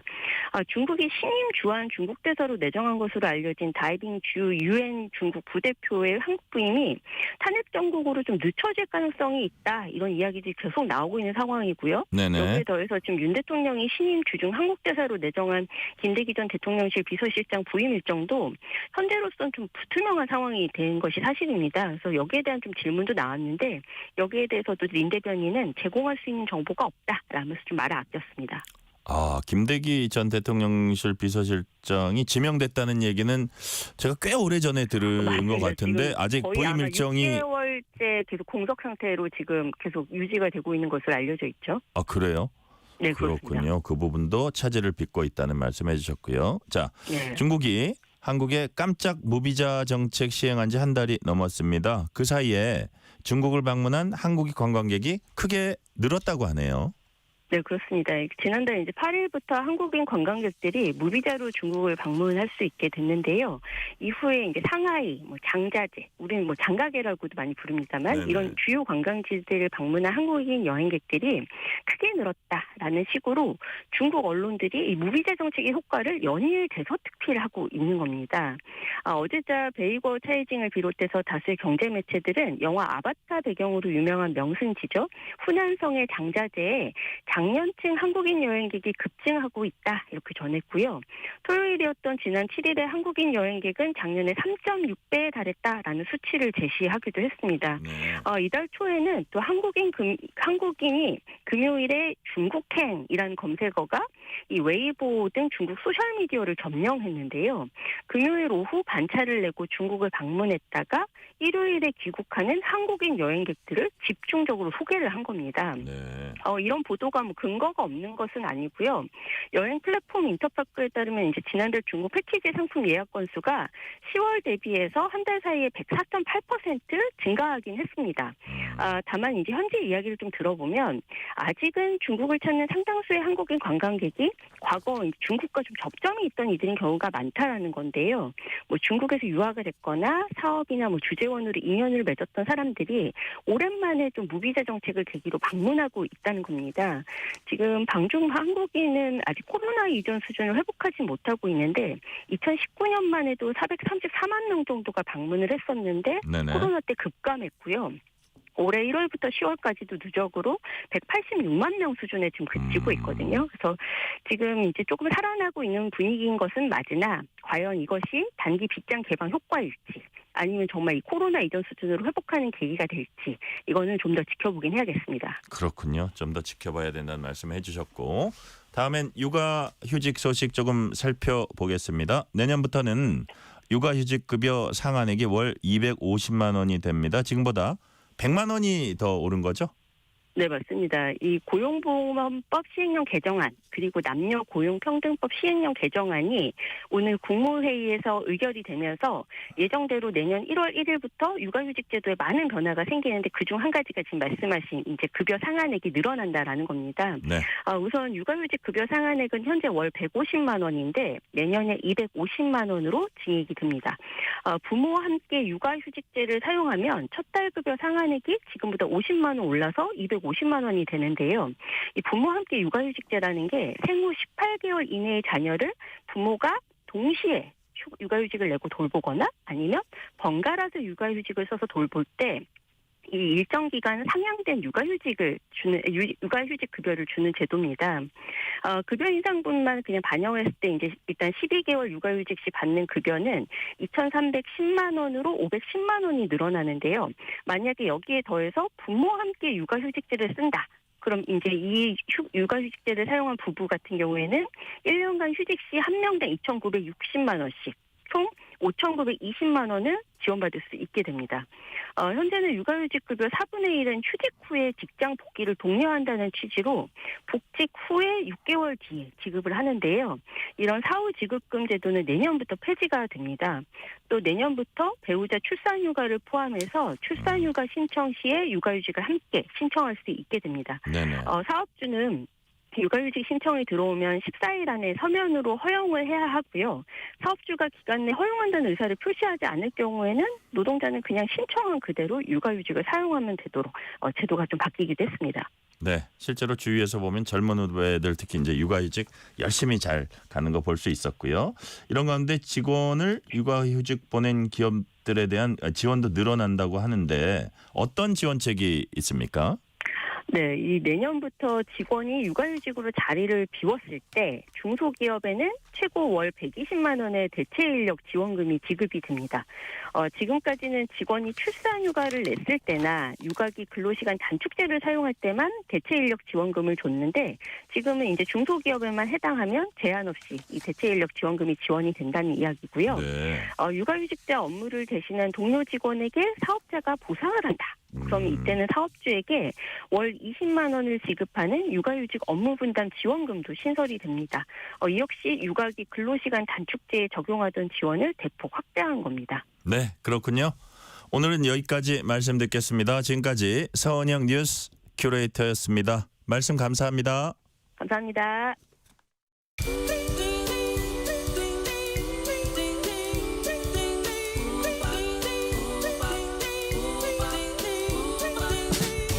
오늘 하루 뉴스를 정리해주는 다정한 편지 한 통. KBS 일라디오 뉴스레터 K.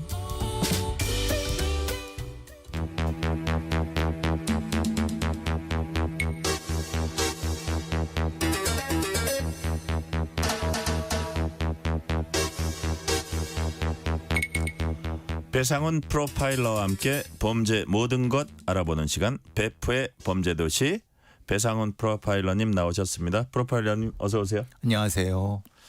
자, 오늘은 가정폭력 얘기입니다. 한 여성이 가정폭력을 피해서 달아났습니다. 그런데 남편이 이 여성을 도와준 경찰을 폭행했습니다. 폭행 혐의 받는 남편은 정당방위 주장했고 법원이 이에 대한 판결을 내렸습니다. 판결 어떻게 나왔습니까? 조금 황당하시죠? 네. 왜냐하면 남편이 어떻게 정당방위를 주장을 해? 그러니까요. 하시는 거. 그리고 요새 가정폭력이 있나 이런 말씀을 하시는 분도 있습니다만 한 해 25만 건입니다. 그래요? 예, 신고되는 것만. 이야. 그러니까 우리가 너무 큰 일들이 많아서 그 어떤 감각적인 게 적을 뿐이지 가정폭력은 꾸준히 있어 왔고 여기는 이제 그 배우자 간의 그것도 있을 수 있고 아동에 대한 것도 다 포함해서요. 포함되는 부분입니다. 그 절대 잊으시면 안 되는 부분이라 말씀을 일단 드렸고요. 20만 건. 예, 20에서 25만 건 정도. 네네. 예. 사실 이건 춘천지법에서 이제 2심이 나온 거고요. 이 사건은 2022년 12월입니다. 네. 가정폭력을 피해서 아마 그 남편으로부터 많이 폭행을 당했나 봅니다. 맨발로 뛰어 나왔어요. 그래서 경찰에 신고를 도와달라 그런 겁니다. 네. 근데 거기 있을 수 없으니까 내 짐을 챙겨 나와야 되는데 제 기억에는 맨발 말씀하셨는데 겨울이었죠. 겨울이죠. 12월입니다. 예, 12월. 예. 와. 그러니까 얼마나 그 급박한 상황이었겠습니까? 2년 전 12월. 예. 예, 예. 그래서 경찰이 그 동행해서 얘기를 한 겁니다. 네. 짐을 챙겨 나가겠다. 당신 폭행하고 맞고면 했는데 그 과정에서 경찰을 향해서 유형력을 쓰려고 할 때 여러 가지 미란다 고지를 하고 이 상황에서 이제 경찰관의 가슴을 밀고 네. 하면서 이 폭행을 한 부분에 대해서 공무집행 방해죄로 기소가 됐는데 역시 1심에서 2심에서 역시 이 징역 6개월에 집행유예 2년이 선고되고 사회봉사 명령 120시간이 명령한 사건입니다. 네. 근데 궁금한 게 아까도 말씀하셨지만 남편이 정당방위를 주장했어요. 그 근거가 뭡니까? 왜냐하면은 이건 적법하지 못한 체포다. 그 적법하지 못한 체포를 내가 저항한 행위이기 때문에 정당방위다라고 한 겁니다. 그러니까 우리 상식에서 볼 때는 가정폭력 당하던 부인이 도망 나와서 그 경찰이 그걸 보호해 준 건데 예. 본인이 마치 피해자처럼 정당방위를 주장한 거네요. 왜 그러냐면 공간적인 문제가 있습니다. 왜냐하면 예. 그 집 아닙니다. 말하자면은 그 집의 주인은 어쨌든 그 남편이었고 거기에 경찰관을 대동한 부인이 들어가서 물건을 꺼내겠다고 하는 과정에서라고 하니까 이 사람은 경찰관이 내 집에 왜 들어와? 네. 라고 하는 거고 경찰관은 가정폭력법에 의해서 조치할 수 있다. 예. 집은 가져나갈 수 있다. 라고 하는 부분 때문에 그런 거고 네. 그러니까 그런 과정에서 유형력을 그러니까 경찰이 들어왔다는 겁니다. 네네. 그러니까 나는 그것을 하기 위해서 힘을 쓴 거지 실제로 그건 아니다라고 하는데 사실은 변명이죠. 왜냐하면 타당성이 없다고 보시는 거죠. 전체적으로 폭행의 시작도 먼저였었고 실제로 짐을 가져겠다고 하고 미리 고지를 한 상태였는데 그것을 막기 위해서 먼저 유형력을 썼기 때문에 이건 정당방위에 타당성은 없는데 네. 문제는 이제 그 이전에 몇몇 판례가 있었기 때문에 이런 주장을 한 겁니다.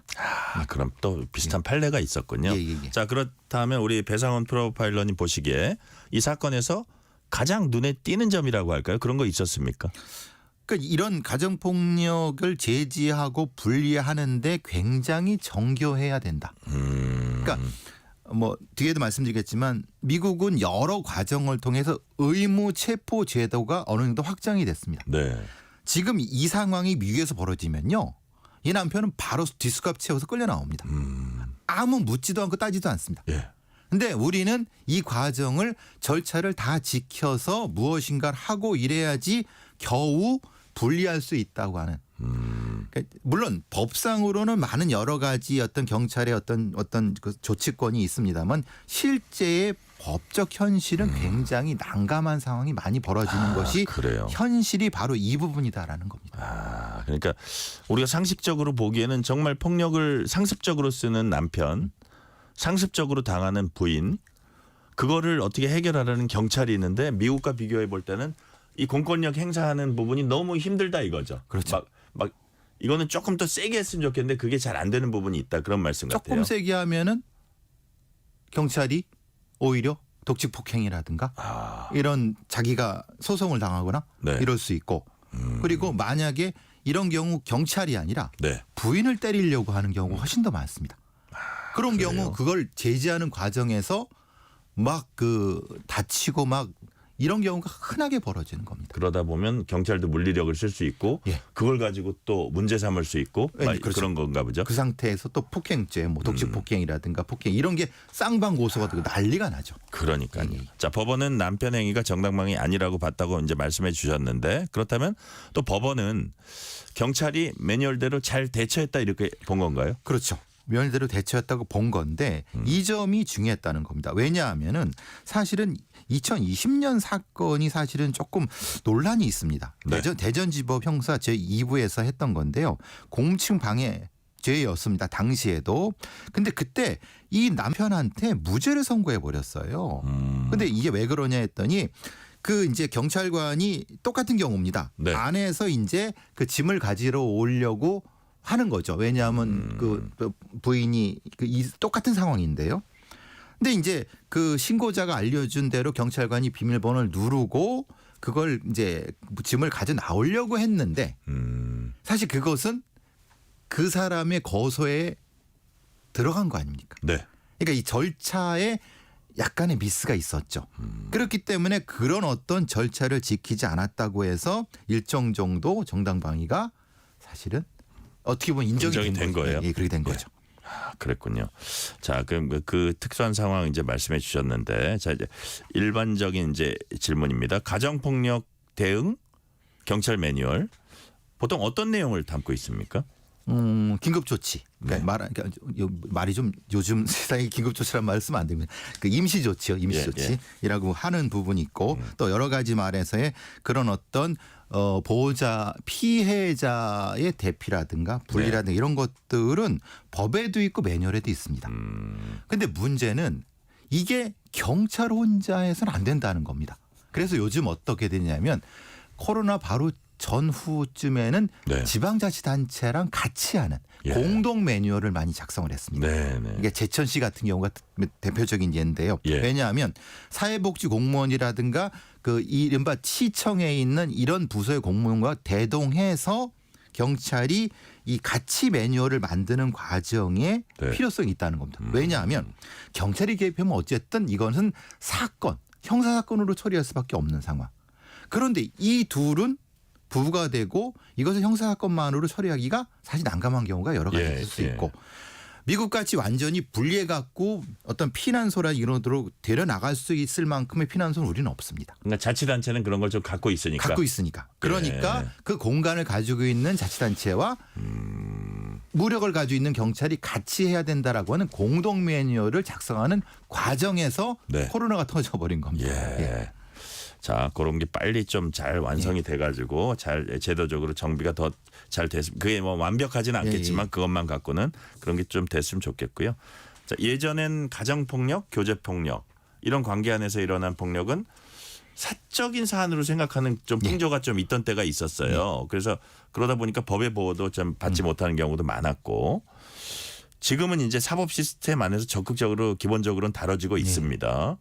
그럼에도 불구하고 아직도 예방도 사후 조치도 그렇게 쉽지는 않은 것 같습니다. 먼저 가정폭력의 특징을 좀 짚어준다면 어떤 게 있을까요? 부부라는 점이죠. 그렇죠. 말하자면 그러니까 이 폭력이라는 것이 범죄지만은 혼인관계라는 것으로 형성돼 있기 때문에 혼인관계를 해소하지 않는 한 그 관계가 유지된다는 겁니다. 그러니까 이 복잡한 그리고 서로 간에 의존할 수밖에 없는 관계들. 그러니까 미국 같은 경우도 어떤 문제가 있었냐면은 초기에도 경찰이 적극적 개입 화해주의를 추구했습니다. 왜냐하면 남편 이리 와 부인 이리 와 잘만 되면 그게 제일 좋은 거죠. 제일 좋은데 문제가 있습니다. 왜냐하면 권력관계에 큰 차이가 있죠. 남편은 이만큼. 그 미국의 시골 같은 데 가면은 우리보다 더 가부장적입니다. 이만큼 차이가 있는데 이 둘을 데려다가 화해시킨다는 게 이게 현실적으로 말이 되지 않는다. 그래서 바뀐 게 뭐냐면 의무체포제들. 일단은 한 번쯤은 확 바꾼 다음에 그 다음부터 뭔가를 해야지 이게 맞다라고 하는 걸로 많이 바뀌었습니다. 그러니까 특징이 이거죠. 왜 이런 걸 하느냐.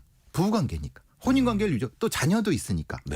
관계를 유지하면서 화해도 하든 뭐르든 해야 되는 특징이 바로 가정폭력이라는 거. 그러니까 그 권력 관계가 그대로 뭐 힘이 됐건 재력이 됐건 그대로 유지가 되면 다시 조금 화해시키려고 돌려보내도 반복된다. 그런 뜻 같아요. 똑같은 폭력과 똑같은 형태의 가스라이팅과 똑같은 형태의 범죄가 지속될 수밖에 없는. 예방과 사후 조치가 그렇게 쉽지 않다 이런 얘기네요. 근데 그럼 어디까지 개입을 해야 되죠? 그러니까 뭐 옛날에 이제 말하자면 서구의 여러 나라들은 적극적 개입주의를 간 거고 우리는 아직까지는 약간 불개입주의 형태로 가는 변하려고 하는 상태. 이게 지금 상태입니다. 자, 0419님이 뉴스레터 K 최고 해주신 다음에 법은 사람에게만 적용되는 것이므로 폭행한 남편은 사람이 아닌 짐승과 같은데 정당방위가 적용될 수 있나요?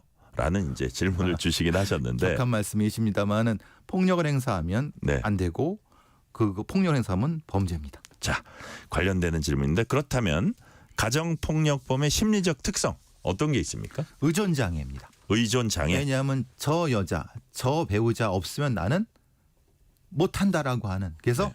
꼭 달라붙어 갖고 예. 안 놔주려고 하죠. 안 놔주고 괴롭히고 그게 폭력으로까지 가는 그렇죠. 거예요. 의존 장애가 가장 큰 겁니다. 그 심리는 의존 장애군요. 예, 그래서 그걸 치료를 해야 되는데 폭력을 가지고 있는 대부분의 남자들이 네. 의존 장애 인정하지 않습니다. 그렇죠. 나는 가장 정상적이라고 생각을 합니다. 그러니까 정당성을 계속하면서 폭력을 미화하죠. 그리고 반복한다. 반복하죠. 경찰은 이런 폭력 피해자들한테 SOS 비상벨 지급하는데 또 신청하는 분도 많지도 않은 경향이 있다고 하고 또 이제 괜찮겠지 하거나 분리 조치해도 가해 남성이랑 잘 지내겠다면서 또 돌아가는 경우도 있다고 합니다. 피해자들이 왜 이럴까요? 그때는 잘해주죠. 보통 폭력적인 남자친구나 남편의 특징이 예.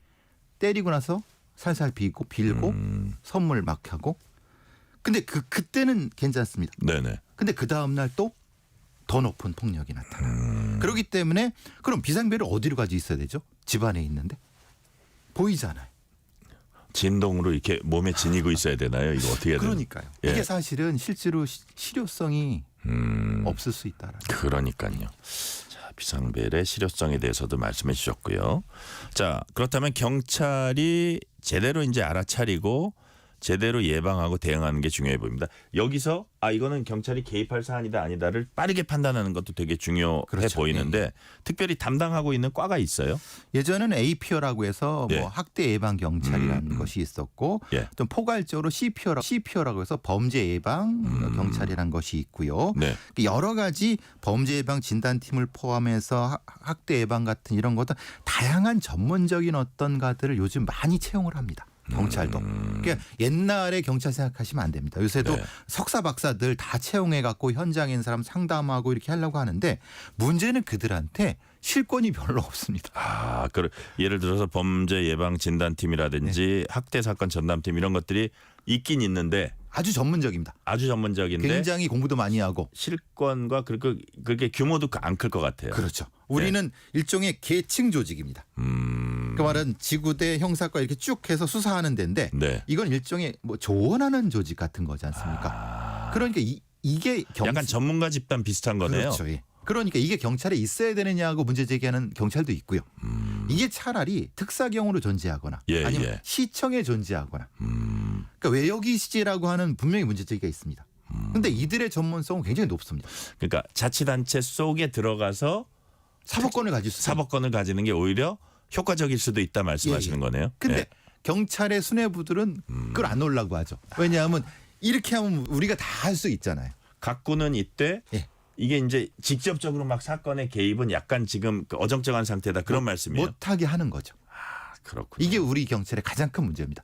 전문가들을 많이 가지고 있는데 제대로 써먹지 못하고 차라리 풀어주면 좋은데 풀어주기 너무 아까워. 풀어준다는 거는 현장에 직접 개입할 수 있도록. 개입할 수 있게 하고 또 자율성을 준다는 거예요. 이게 제가 너무 이렇게 얘기하면 모르겠지만 현장의 사람들은 너무 느끼는 겁니다. 그래요? 왜냐하면 좀 뭐를 주든가 우리를 저쪽으로 보내주든가 시청 쪽 같이 일하든가 사회복지사랑 같이 일하든가 경찰은 경찰인데 애매한 상태.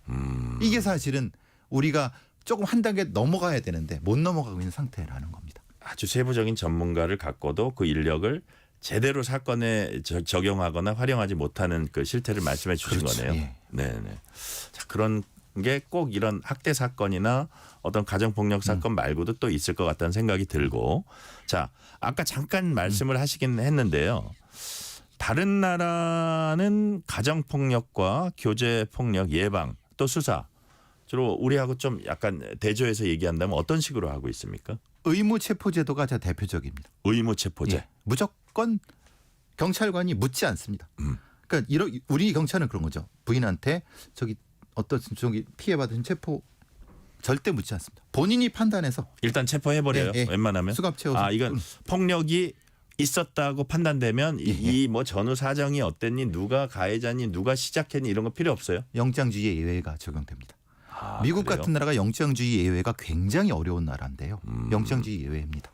이 사안은 예. 가정폭력은 그렇죠. 뒷수갑 채워서 주민들이 다 보는 앞에 끌고 나옵니다. 왜? 명예요. 보게 만드는 겁니다. 이 사람은 위험한 사람이라고. 이 사람은 위험한 사람이고 자기 배우자에게 폭력을 휘두르는 사람이라는 걸 보여주는 거예요. 보여주는 거죠. 그리고 거기서부터 시작합니다. 그래요? 그러니까 권력관계가 완전히 무너져 버리죠. 전도돼 버리죠. 예. 그러니까 이런 자율권을 주고 힘을 줍니다. 그러니까 상당히 획기적인 전환이죠. 그러니까 우리는 절대 그렇게 했다 난리 나죠. 자, 이 경찰한테 어떤 물리력이나 어떤 재량권을 좀 줘야 되는 부분이 분명히 있다는 그 말씀이시네요. 또 그만큼 전문적으로 훈련도 많이 받아야 되겠죠, 경찰이. 그러니까요. 자, 마지막 질문 하나 드릴게요. 지난해 112 기본법이 통과되면서 경찰이 위급한 상황에는 강제 진입 등 적극적 활동을 이제 법적으로는 할 수 있게 됐습니다. 이런 개선은 좀 높이 평가하세요? 긍정적으로 되죠. 근데 문제는 네. 현실에서는 잘 적용이 안 된다. 아, 그래요? 참 많이 주저합니다. 그러니까, 법은 마련됐는데 예. 그러니까 좀 더 자율성과 여러 가지 면의 제도적 보완이 좀 필요한 부분이 있을 겁니다. 아, 그래요? 자, 진일보 한 것이긴 한데 제도적 보완이 더 필요한 부분이 있을 거다. 오늘 말씀 여기까지 듣겠습니다. 지금까지 배상훈 프로파일러였습니다. 말씀 감사합니다. 감사합니다. 2458님이 오늘 전해주신 육아휴직급여 상한액 인상 소식은 모처럼 듣는 반가운 얘기네요. 젊은 부모님들에게 힘이 되길 바랍니다. 뉴스레터 K 고맙습니다. 오늘 뉴스레터 K는 여기까지입니다. 끝곡으로는 홍대광의 잘 됐으면 좋겠다 듣겠습니다. 커피 쿠폰 받으실 분들은 뉴스레터 K 홈페이지 확인해 주시고요. 오늘도 함께해 주신 청취자 여러분 진심으로 감사드립니다. 지금까지 뉴스레터 K 전종철입니다.